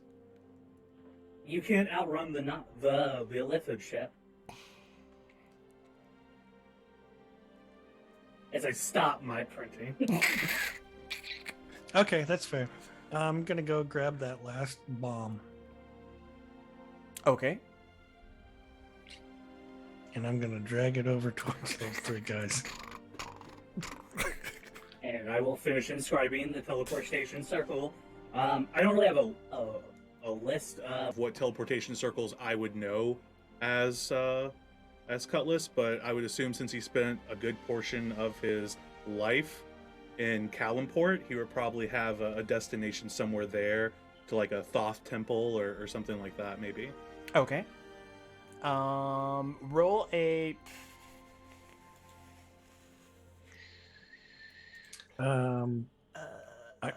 a history check, maybe? Okay. I'm gonna communicate to Cutlass to tell me as soon as we're about to get out. Okay. I'm lucky. I'm gonna re-roll that, Okay. and that's worse. So I don't really care where it takes us, to be honest, at this point. That's fair. I hope I did this correctly. So as you hash in the last part with your chalk, those runes and everything start to glow and give off a faint hue. Now. Now, Bombast. Oh no, Bombast, you're muted! I'm gonna use my bonus action to strike the warhead with lightning. Okay.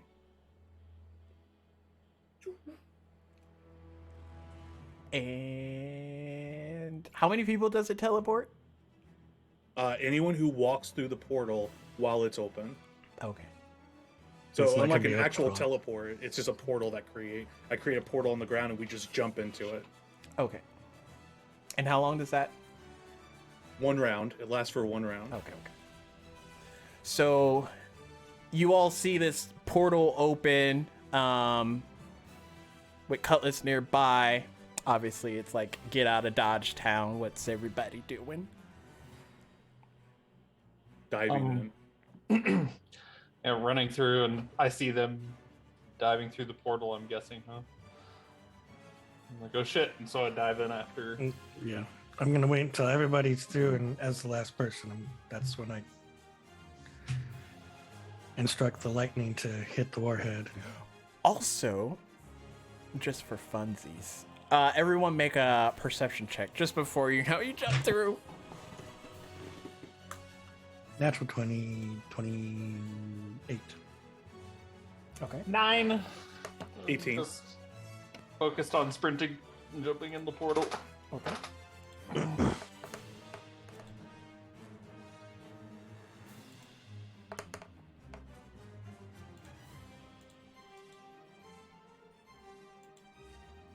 Okay. Let's see. If you scored 15 or higher, you probably would be able to see this.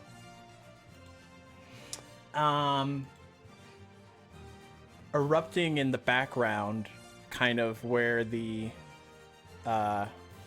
fort is, you see this corrupted dragon kind of shoot up in the air, and everyone, I'm not gonna have you roll for this, would know that dragons aren't like a thing anymore in Diademia because of the Dragon War. So Dargo would probably know this if he saw, but he didn't. There's still a couple of dragons out there, namely being Bastin Alsatian, when he was previously Vladimir Riviere, and then his sister, Genevieve Riviere.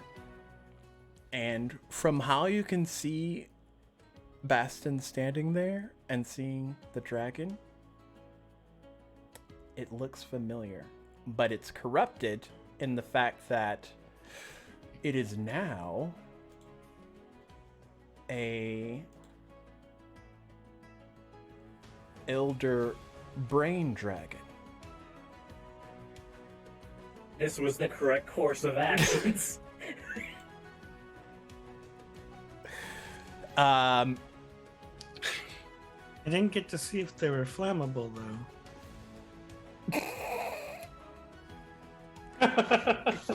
And for those last seconds, before you all make it through the portal, I guess Bombast, you would hear Bastin, "What have they done to you, my sister?" And then he exits with you all in the portal. You can see, like, the last second, the detonation from it, just like, and then the portal closes, and y'all are all shunted. Now to play the fun rolls of where did you we all go? there.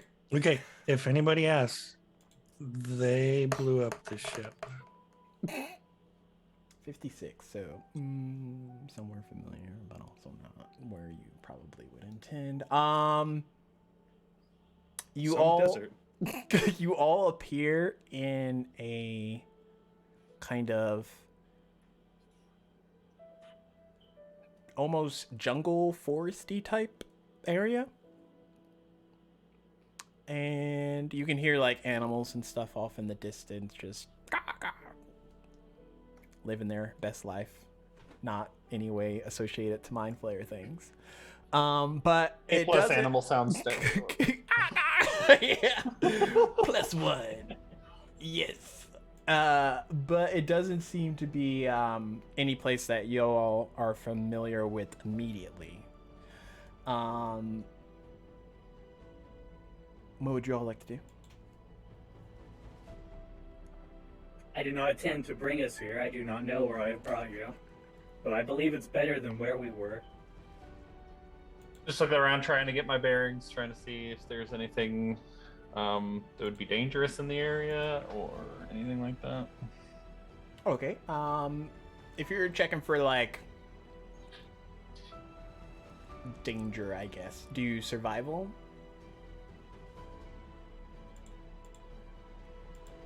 Almost a natural 20, and then it flipped to a 2.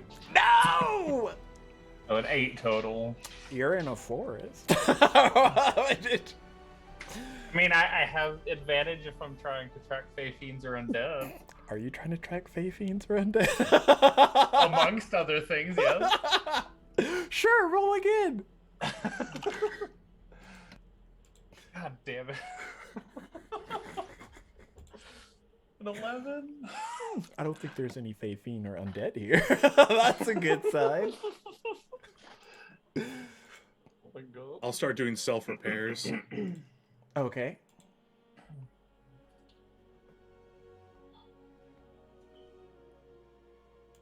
What about the rest of you? Bumbass, you're down another ship. Oh no! But you have a master blaster with you, so It's true. We just need to find another ship. oh my god. You had to know that Stax was going to take it away from you. When has anyone ever kept their fun things? Good things. Yeah, like for long? like Will and his like His dragon Pegasus. and his thing. Pegasus. Hey, maybe smaller things, like cute things that you can't really kill, and then you keep those and you just hoard them off, and then. Should we look for landmarks to determine where we are located? That would be Give us wise. time. Okay. What kind of like trees and stuff are there? Like, are they like dense? It looks upper- like a rainforest, like the tree style at least. There might be some like swamp area with it as well. Does it look like I might be able to climb up the tree and like get a vantage point Oh! up? I need y'all to do one more thing for me, not related. A perception check. Thought you were gonna say roll initiative. 18. Okay. 24. Okay. 24 also. Nice. You all definitely notice that Dargo's not there.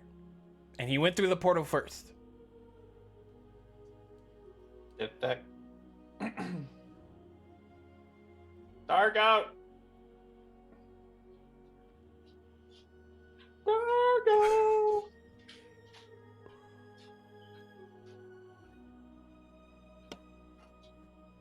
Why is the I hope that music sad? Oh, the sad music! I hope that the teleportation magics did not shunt him to a different location. Here, It's Dargo, Dargo. possible. Do you have a way to track him if that is the case? Here, Dargo, Dargo. I can attempt it. Let me have a moment of silence. Cutlass will kneel down as he pulls out his amulet to Thoth, and holds it close to his forehead. Thoth, give me knowledge to know where our lost companion is. As I use divine, divine intervention. So I have a die 100 roll to make, and if I get a roll that is equal to or less than my level, my deity will intervene in my request. So let's see. I have a 12% chance of getting this. No, 97. Complete opposite. Thoth does not want me to know. No, Belial shows up. Wait, so max you afraid- could have like a 20% chance? No, Once you get to like level 20 cleric, it becomes 100% chance. Oh, nice. And then you can only use it once a week. You don't hear anything back from your deity, but now that you all know that Dargo's gone, you can make perception checks of trying to figure out where perception or survival or whichever is better. Or investigation, I guess. Whatever you 22. would be good at.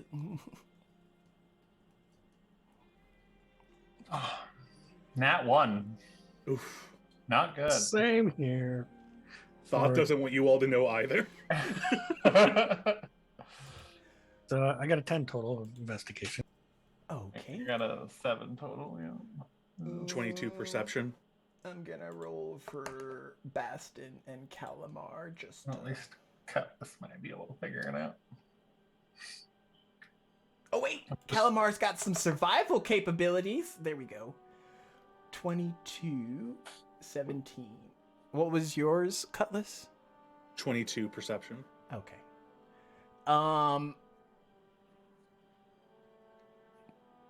Between you, Bastin, and Calamar,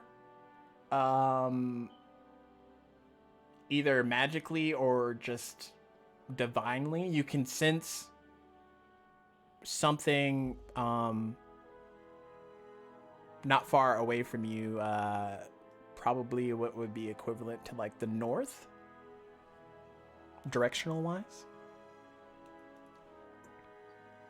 Believe we might find him to the north. I do have a feat that I always know, like, what direction is where I'm pretty sure. Oh, Carcel. Yeah, keen mind. I always know which way is north, number of hours left before next sunrise and sunset. As y'all are going north, can I have you make a advantage survival check? Me? Yeah.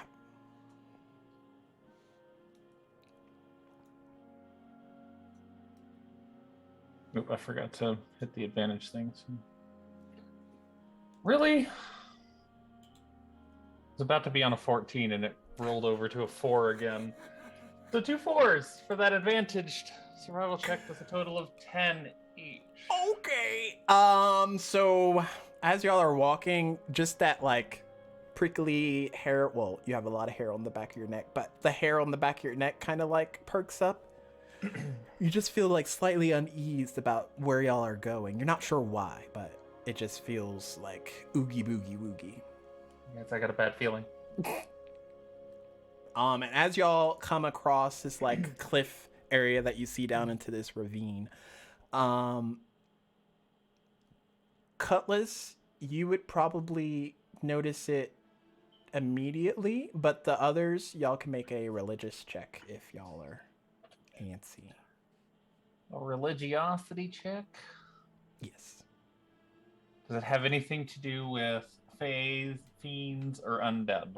Sure. What the? 15. Dice are not with you today. No, they are not. These 4s are killing me. And I've rolled 2 nat 1s today, too. Fuck you, D&D Beyond. About to start rolling my own damn dice. Should have been doing that from the get-go, because I got new ones. You would all see ruins in that area, but Cutlass, you would recognize from the structure of it as the ruins of your god. But it looks like the temple's been like decimated. And it's like overgrown with like vinage and other parts of the rainforest kind of intertwining into it. Oh no, I thought that Goth would have a temple in a location like this. Before we press on, do you all need any of your wounds tended to? I mean, I'm not terribly bad off, but I got I a should be piercing fine. headache still. Yes, I am also okay. Were any of you touched by those tadpoles? Oh, yes. Dargo was. Definitely. Actually, we all were. There's I wasn't. potential that. Well, sorry, all of us on the bridge were. There's potential that Calamar, Bombast, and myself could still be infected. It's 3 of you? Yes. Um, Would be 4, but again, Dargo is not here. I will see what I can do about that. and then Cutlass will walk over to Bombast first and cast Luster Restoration. Let me see if that does it.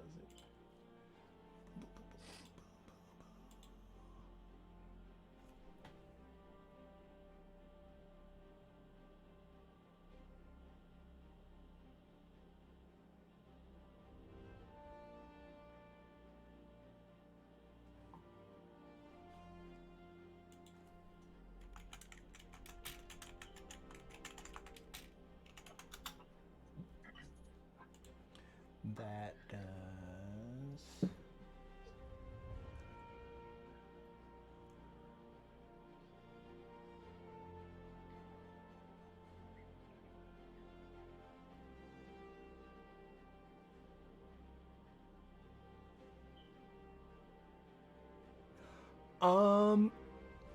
You probably can tell by the wounds that it's not really like, I mean, I guess depending on how you phrase it, it's not really like a disease, more like a pseudo Parasite? transformation parasite. Yeah. Okay, so I don't think a restoration would work.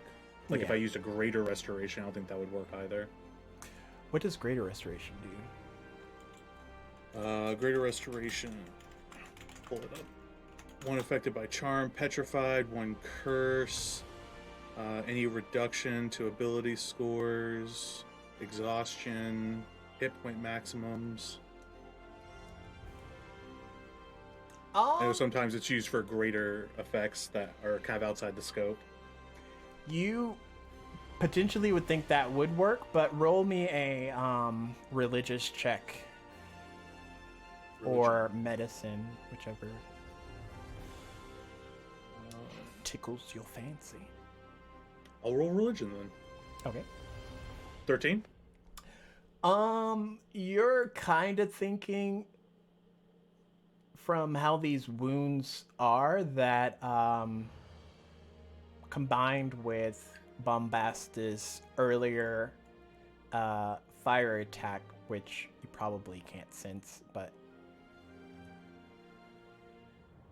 you're Ash and thinking that maybe stuff. just like either high curative magic or a greater restoration could potentially end whatever it is that is ailing them. I'll put my hand over the wound and use greater restoration. Okay. The wounds heal close. Bombast, you feel 1,000 times better. And that tadpole sickening feeling like you're being possessed by something kind of like dissipates inside of you. Ooh. That's a neat trick. The rest of you will have to wait until tomorrow. I'm afraid that that particular brand of magic is too powerful for me to use again today. So I will make sure that you do not succumb to it.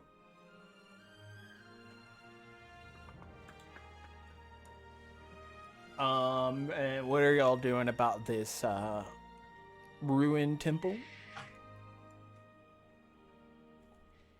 I'd very much like to go down there. Plus, our compatriot may be down there also. Okay. Well, And I'll start walking. I'm without a ship, so let's go.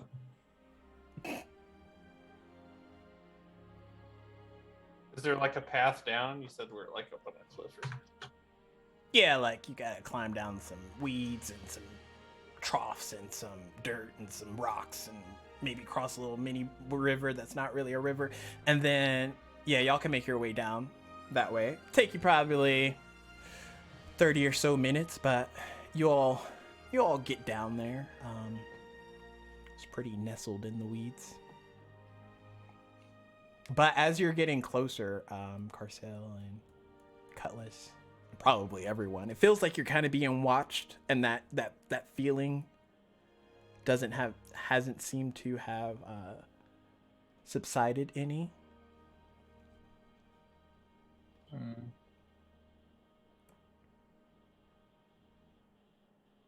Hello? I'm gonna look around when he's saying, "You infected with the thingies too?" No, my body is impervious to those things. There's no biological matter for them to latch onto. Are you hearing voices? No, I feel like I'm being watched, and my intuition is normally pretty good. I kind of feel that same one too. This music is way too nice. Getting dark, ominous. Assuming nothing calls back out, I'm gonna lead the group towards the temple, or what I think would be like the main structure of this area. Okay. There are large steps, almost like when this temple was made, it was made for really much larger people. So like the step radius isn't like normal, human steps. You kind of almost have to climb in a way. What is up with this? Oh, it says funny and happy when I typed in dark fantasy. Okay.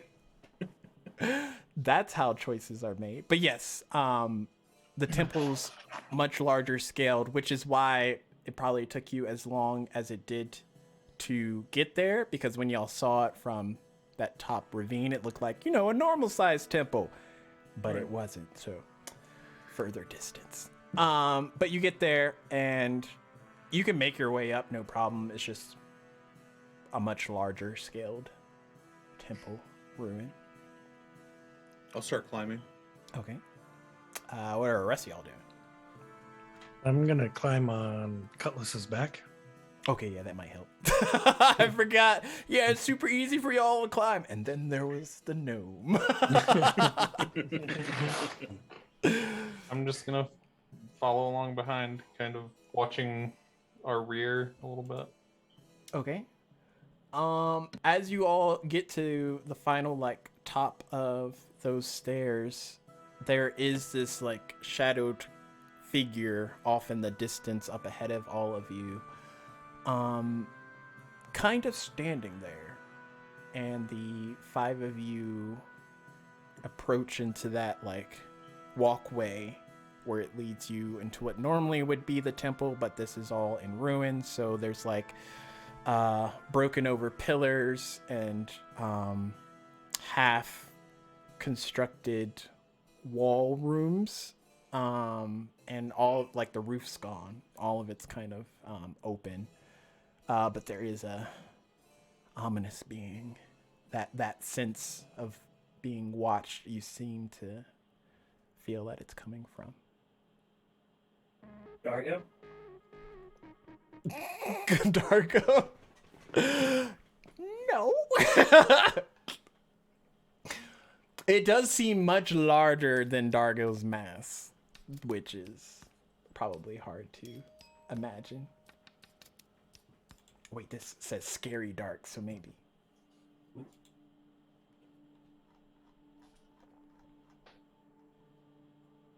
I'll let Bombast down and then take a few steps forward. Hello? The figure turns towards you, and it doesn't look for a second like they're actually moving. The bottom of their dark cloak attire that they're wearing just kind of moves with the shadows. But as you all see this creature, can I have you roll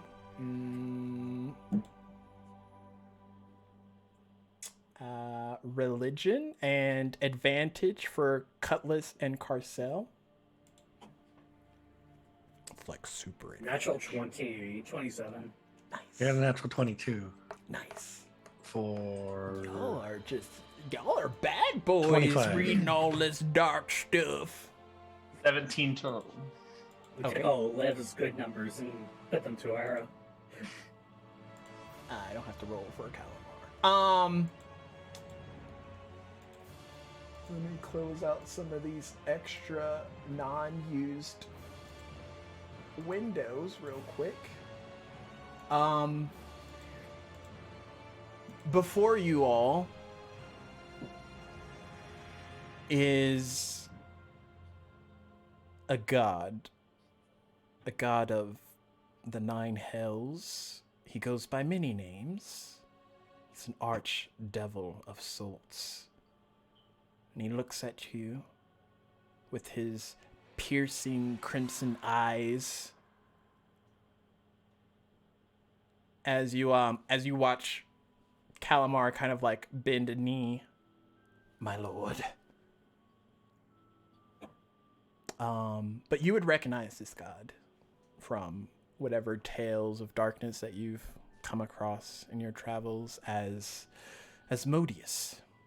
He is lawful, but evil. Typically always has a term with whatever it is that he has his hands in, but he stands there and looks at all of you. My. Tell me exactly. What brings you all here? And you brought my pet, no less.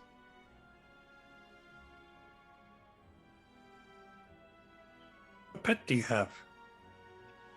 His eyes like briefly look at Calamar and then back at you, Bombast. Ah, the demon that you have in your party.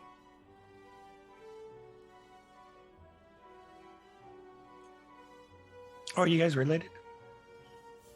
No.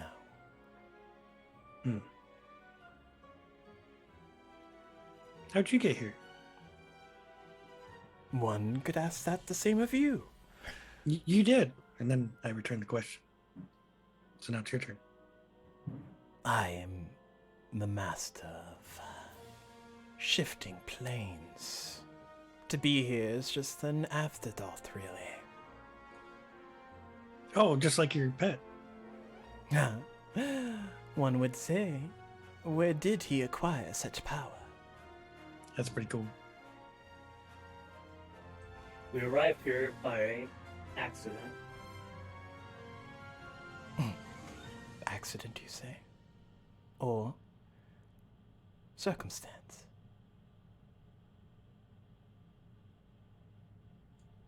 There was a circumstance. Do tell. Okay, so there's like this big kind of shell of like a snail, but it's super big and it has these tentacles that come out of it.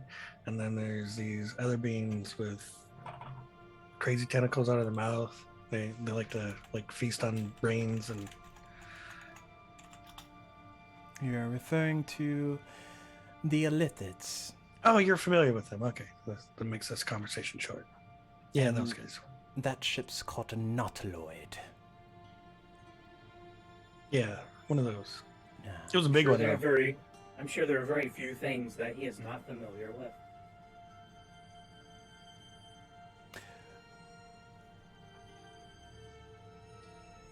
Question. Answer. Let's see if they match.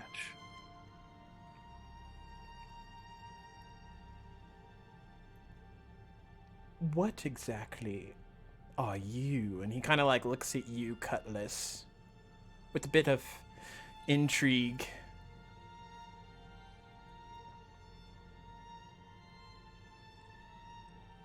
I am a being of knowledge and free will. Free will? That is rather interesting. Considering most of your brethren don't share the same,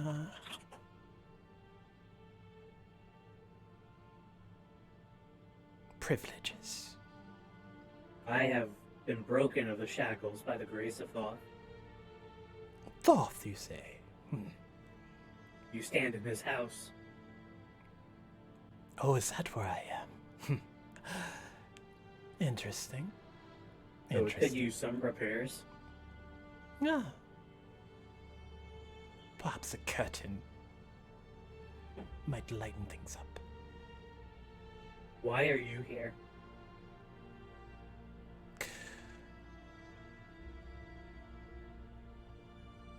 I don't know if I should answer that question.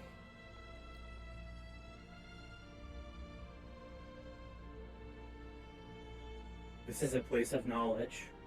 If you don't come here to share knowledge, then you should leave. Me leave, but I just got here.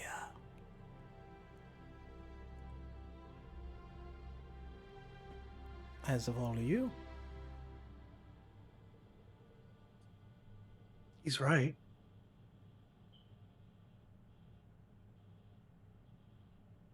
Tell me. I've not experienced this before. Experienced what?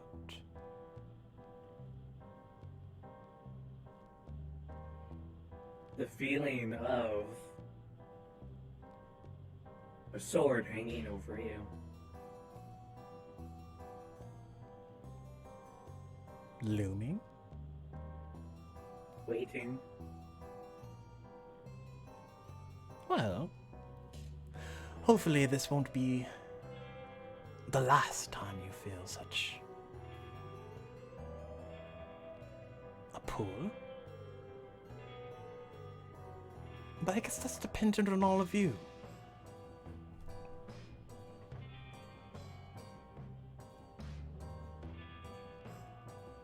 What do you want of us? I'm a maker of deals. I'm feeling rather generous today.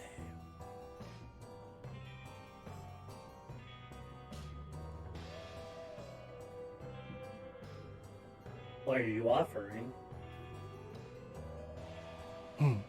One could say knowledge. Others, power. It really depends on the individual.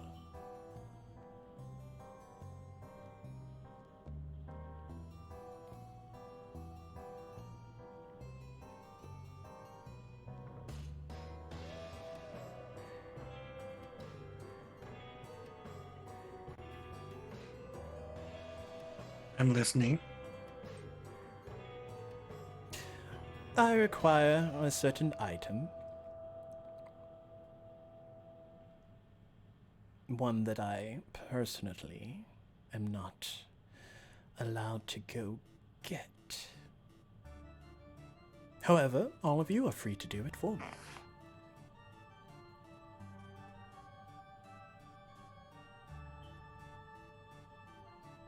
If someone of your popularity can't get this item, how are we supposed to do it?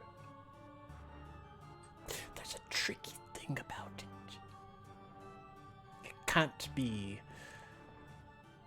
acquired by someone of my status. Moral compass. We'll go with that. However, Proclivity. it could be freely given to someone such as I. It's just finding the right sort to give it to me. What is this item you want?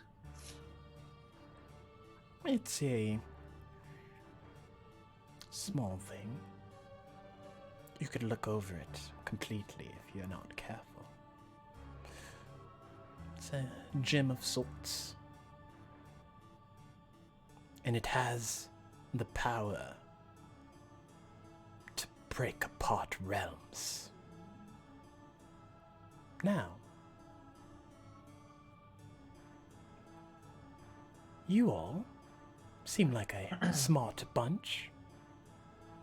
Intelligent, wise, charismatic. Could you do this small favor for me? Doesn't seem like something I would want to give to someone such as yourself.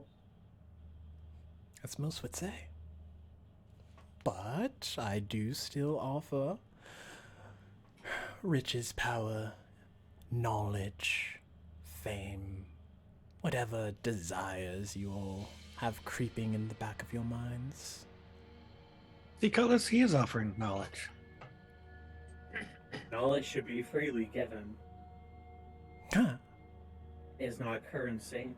And if the knowledge is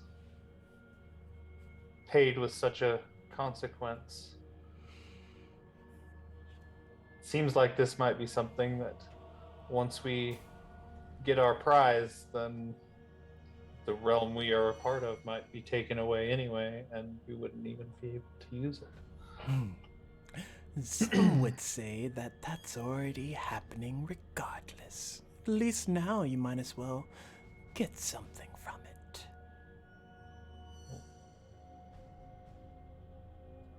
Not buying it. Not buying it. Okay, well, you can all sit there and twiddle your thumbs and watch as your world gets ripped apart bit by bit. Or we could do something about it. Where is it? The item? It's on a different plane, but I can get you there. Okay. That easy. Bombast, I don't think this would be wise. I don't make the wise decisions. Is that okay to do sometimes? To not do the wise thing? You won't know the outcome if you don't try.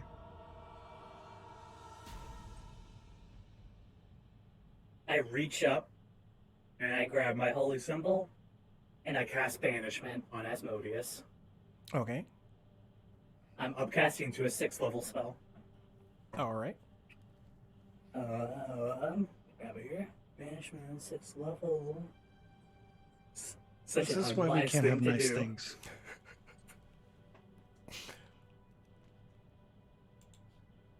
There's no reason to upcast it. It just gives me more targets. So it's a DC 19 Charisma saving throw,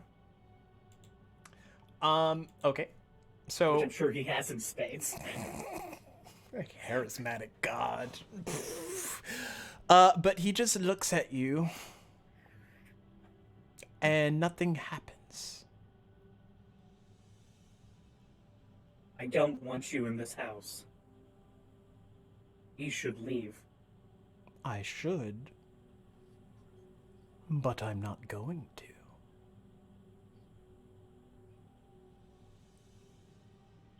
I thought you said you were going to take us to another plane. I said I was going to send you all to a different plane. I thought you said you were going to take us to another plane.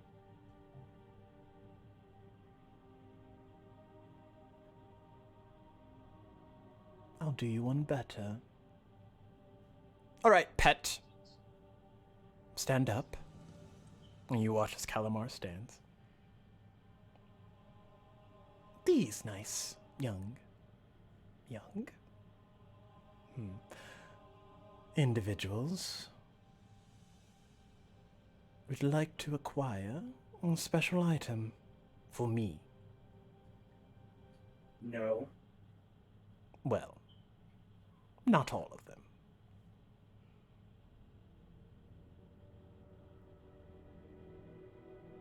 I must tell you, there is a time limit on all of this.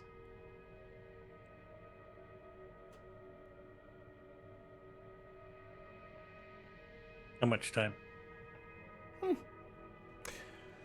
One can't really say. But when gods and goddesses squabble with one another, there does seem to be a tickering clock. Yeah, but gods and goddesses live forever, so that ticking clock's like millennia. So, I mean, we got plenty of time now. Or moments.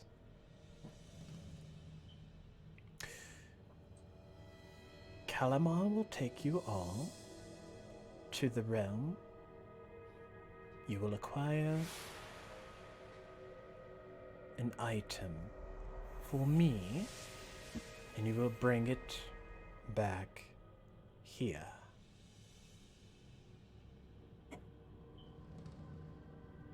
Why here? You said it yourself.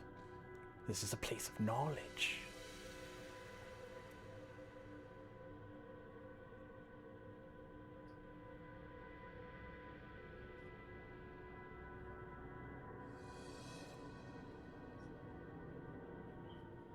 But if it will ease your curiosity, And this is one of the few places where that item will actually work.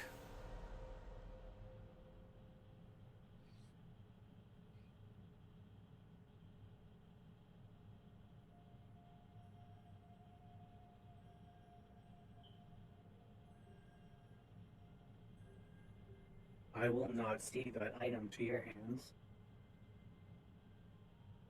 Do you really have a choice? I mean, choices are new for you, right? I have freedom. There's Hmm. always a choice. There's always a choice. You have freedom.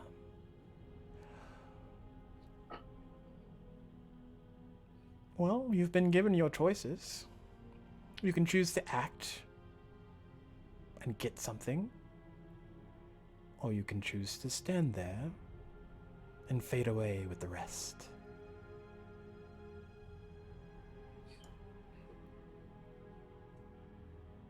Cutlass will turn around and start walking away.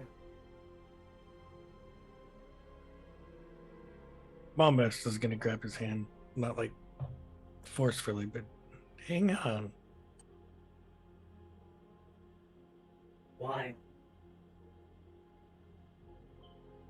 Well, we still have to get it. We don't know where that's gonna lead. It'll be fun. Have you been to another plane? No. Aren't you curious to know what it is? Exceptionally. But it's dangerous to make a deal with him. We haven't made a deal yet.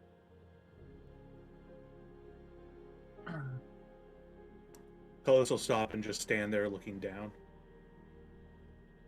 Deals are done in writing.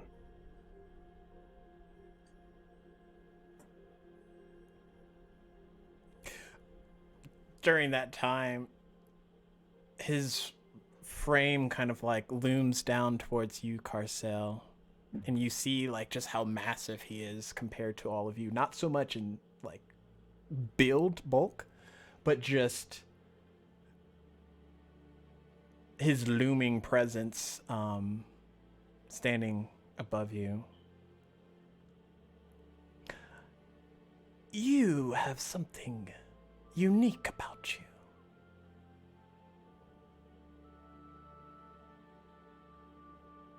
And I think your skills will come in due favor.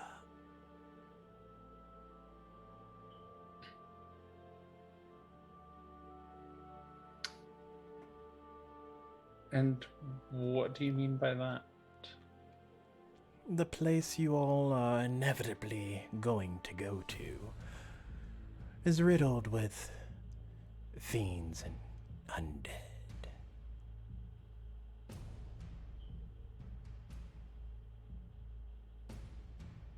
Okay. Intrigue rising.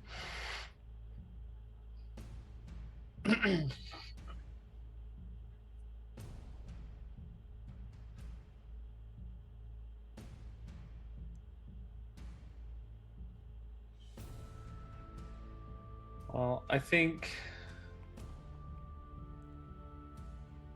we should at least go, and then we can figure out the details after. Who knows? We'll probably die before we get this thing anyway. Well, you and I, Carcel. Cutlass will probably just power down for a little while, take a nap. Very much like if you did not die. You're not the only one. What about our lost friend? Should we not find him? He is safe. At least from what all is happening here. We will find him. Trust in Toth.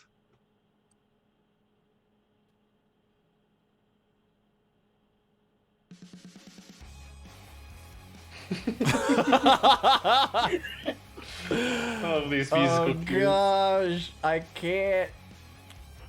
Okay. There we go. I will go, but I will strike no bargain. I only with you on that, need Carlos. one to give it to me. Doesn't have to be you. Don't you already have a pet who can agree for you? Calamar? He can take you all there, but he too will not be able to accompany you. Probably best we don't take a demon with us into demon-infested areas.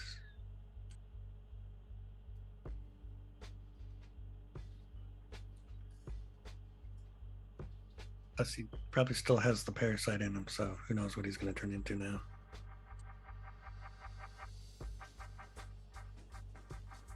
I've said my words.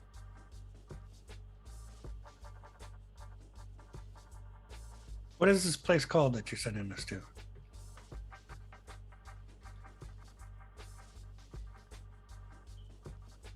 I will give more information if you all agree. Well, at least one of you. Oh. And like a mortar of a stone bowl appears in his hand, and he sets it down. It's a much larger bowl for y'all, but whoever's agreeing, I just need one teensy drop of blood from the agreeing party. Agreeing to what? Bringing me the item, of course. Okay. Let me see the contract. What do you want in your contract?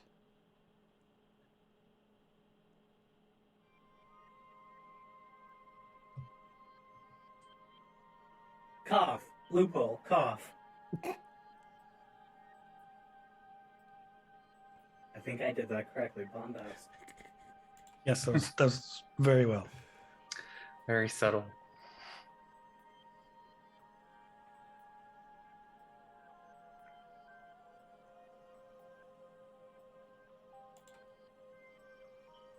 In exchange for giving you this item,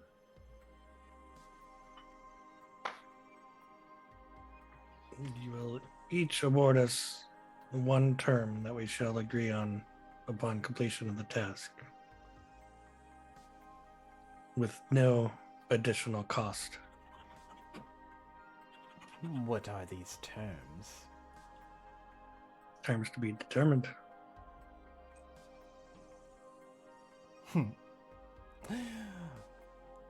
A god such as myself was not born mere day ago, not even a fortnight ago. There's no way I would agree to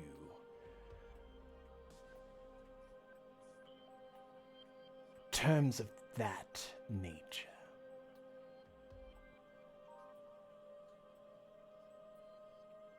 How about this?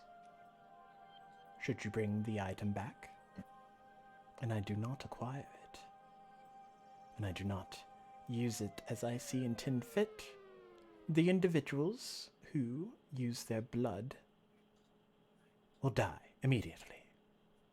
And then I can give you whatever terms you want.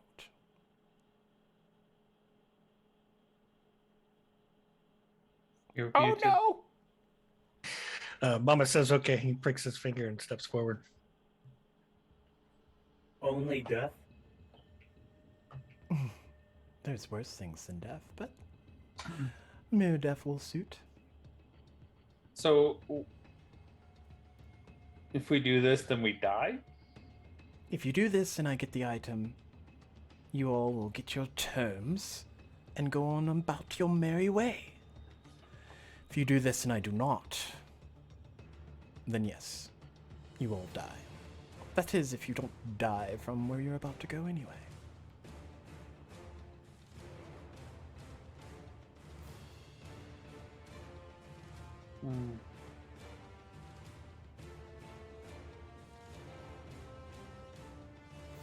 High stakes, high rewards.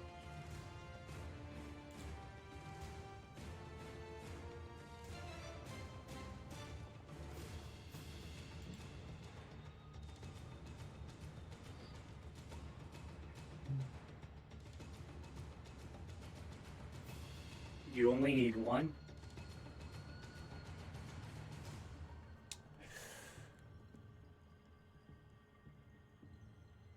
I only need one to agree, yes. However, regardless of your affinity, you do not have the blood I require anyway, so... And whatever terms we come up with when we come back and give you this stone, you will agree to. As long as it doesn't interfere with what I need to do, I much rather don't care.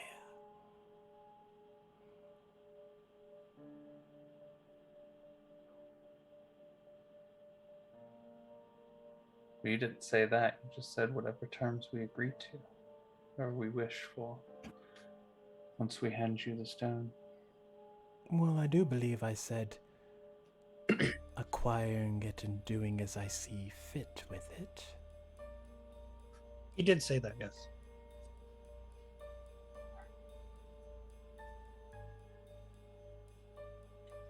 It's fine. As long as you all don't plan on double-crossing me, you're all gonna have a very provincial life. The thing, I don't believe you don't plan on double-crossing us. I would do nothing of the sort. Is that part of your bargain to them? I will add in a clause. As long as you all do not try to do anything against myself, I will not do anything against either of you. Ooh, that was a good one, Cutlass. Thanks. However, the moment any of these terms are broken, the contract is null and void, and I can do with you as I wish. I need to know what your intentions are before I can agree to this. Let's see, you all are acquiring an item that can break realms, and you're giving it to myself. Yes, but what are your intentions with the item when you get it? More than likely, he wants to break the realm, which is already breaking apart. But if he can send us to another realm, that means he can send us to another realm. Imagine how many good realms there are. But there's one full of like catnip and climbing trees, and mountains, and temples, just like this one. As simplistic as that all sounds, I am more or less using the item as a bargaining chip. Whoever holds it can help shape the new world.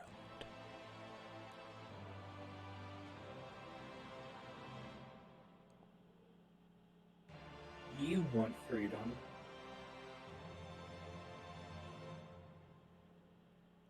Define freedom. Are you not bound? I have those in my stead, but even I have my limitations.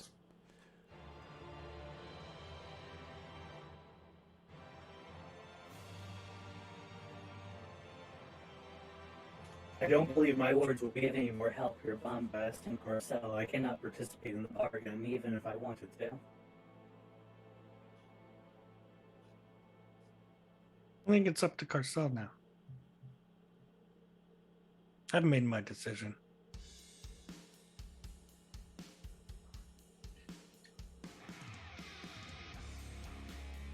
Rock music starts playing as Garcelle makes her decision. Carcel cuts her hand and just grows into this giant like cat and just bites his head off. Aussie style. She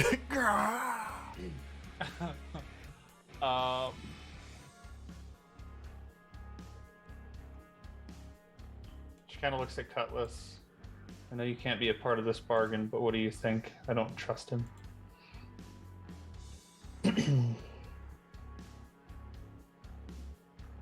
I believe that giving any more power to him is irresponsible. But I don't believe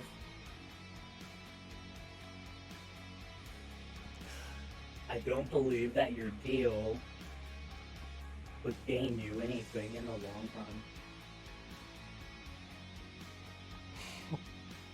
run. That is to say, if you think small scale.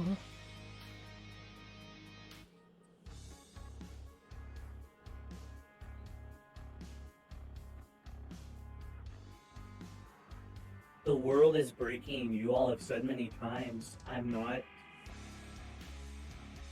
experienced in what is happening to the world to know what you are talking about.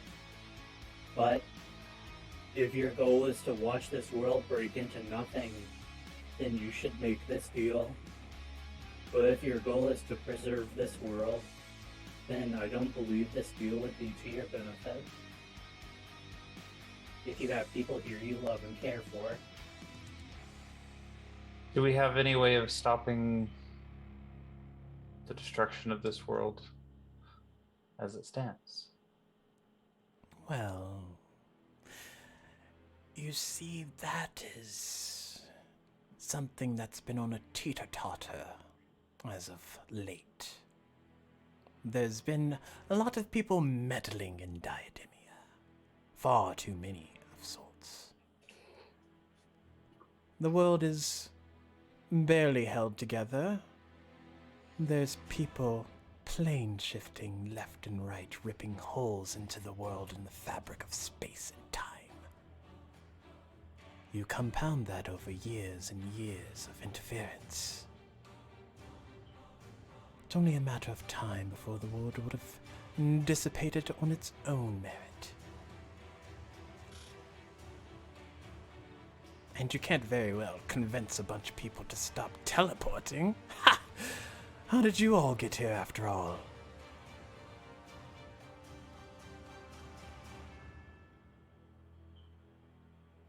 Could you reset the clock?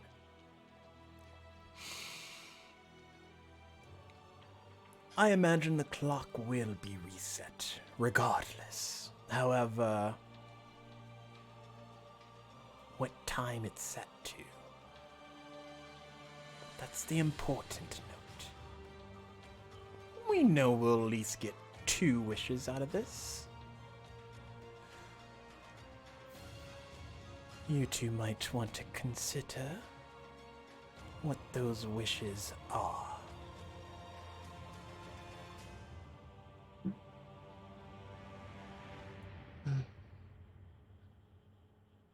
We can make that decision later, yes? Yes, as long as it doesn't double-cross me.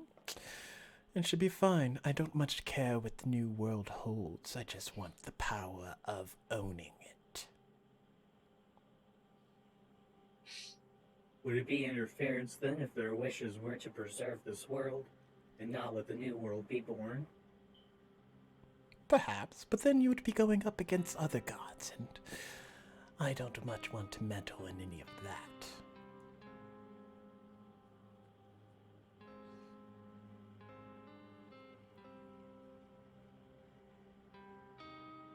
Then I believe the wisdom I've imparted to you, Carcel, is still true.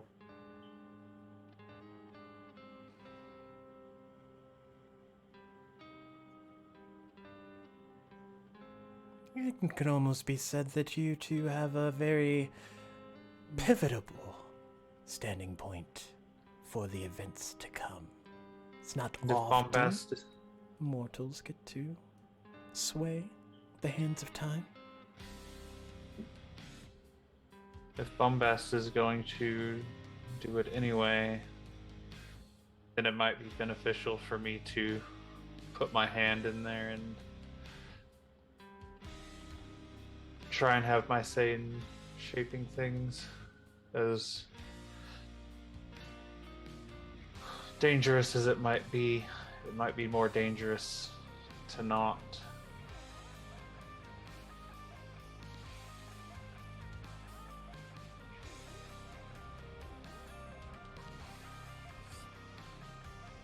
Sometimes the decision's a coin flip, unfortunately.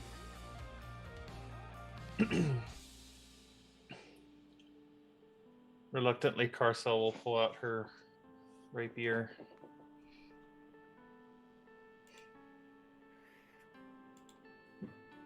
And cut a little bit.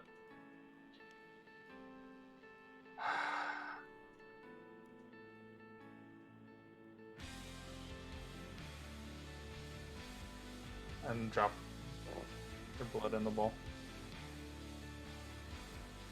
And Bumbast already did it. Yes. Finally, you watch who's been quiet the whole time, but Baston also walks forward, cutting his hand against the side of his greatsword and also adding his blood to the fray. And as your blood kind of settles there, it pulls together and burns away before the mortar kind of disappears as well. Very good. Calamar, you know what to do. And he kind of like turns his back to all of you. And you watch as Calamar sprouts these fiendish wings from his back. And he focuses his inner power, and slowly but surely these black with crimson encrusted wings start to form where those skeletal wing structures were. And as he focuses and reaches out, this black ominous portal opens up, and you can see like the hellfire, and there's demons of all sorts roaming about.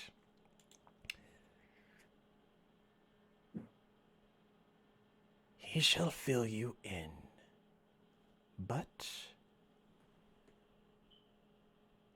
enter at your own free will.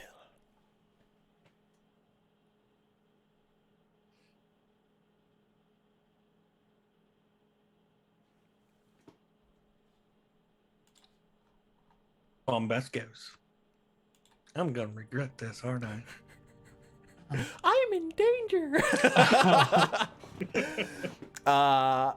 Bastion also goes through.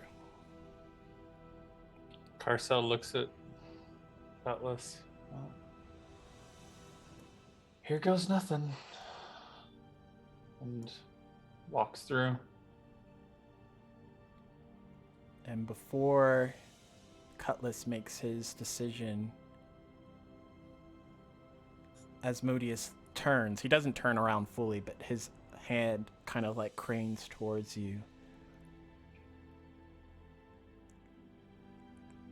You may very well be the only one that can get them back safely.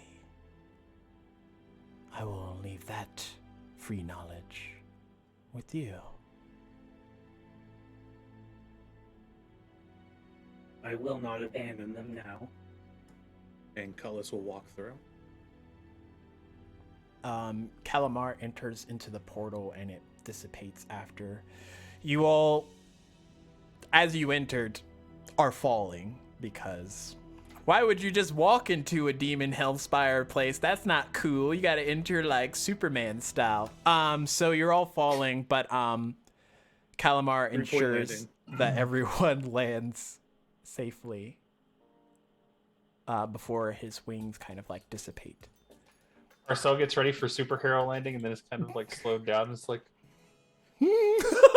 it's like slowly lands. It's like a fluff of hell dust. Brimstone and fire. Yep, so it's the five of you there. My friends, I fear that I will not be able to go much further, but up ahead there is a ritualistic ruins of sorts. It's watched by 9 gods or goddess. They will all give you riddles and puzzles, and you must pass them all successfully.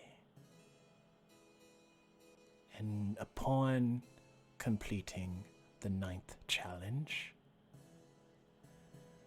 the item will present itself to you.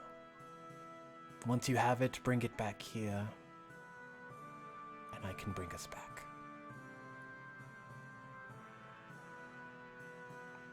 And you watch as he's standing there, these chains kind of erupt and interlace around his arms and legs and neck.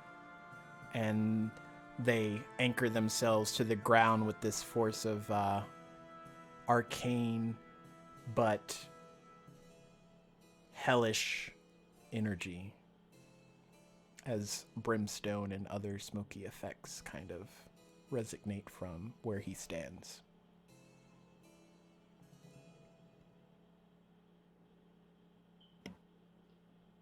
Bombast claps.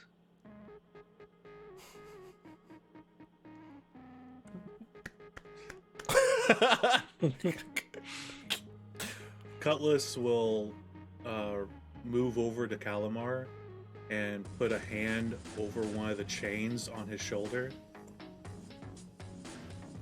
All chains can be broken if we want them to be. And then Cutlass will turn and start walking away towards the spire.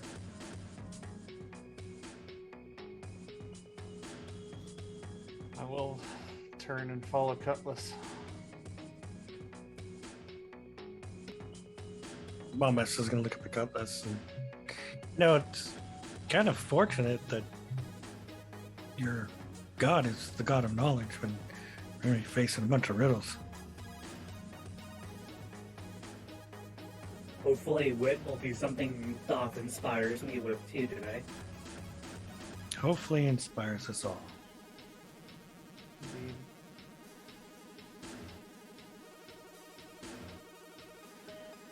And Bastion will also follow after all of you as well.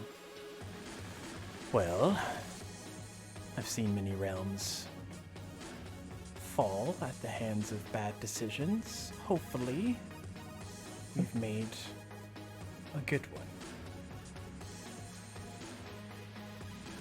And as the now 4 of you start to head towards the spire of ruins, that's where we're gonna end it.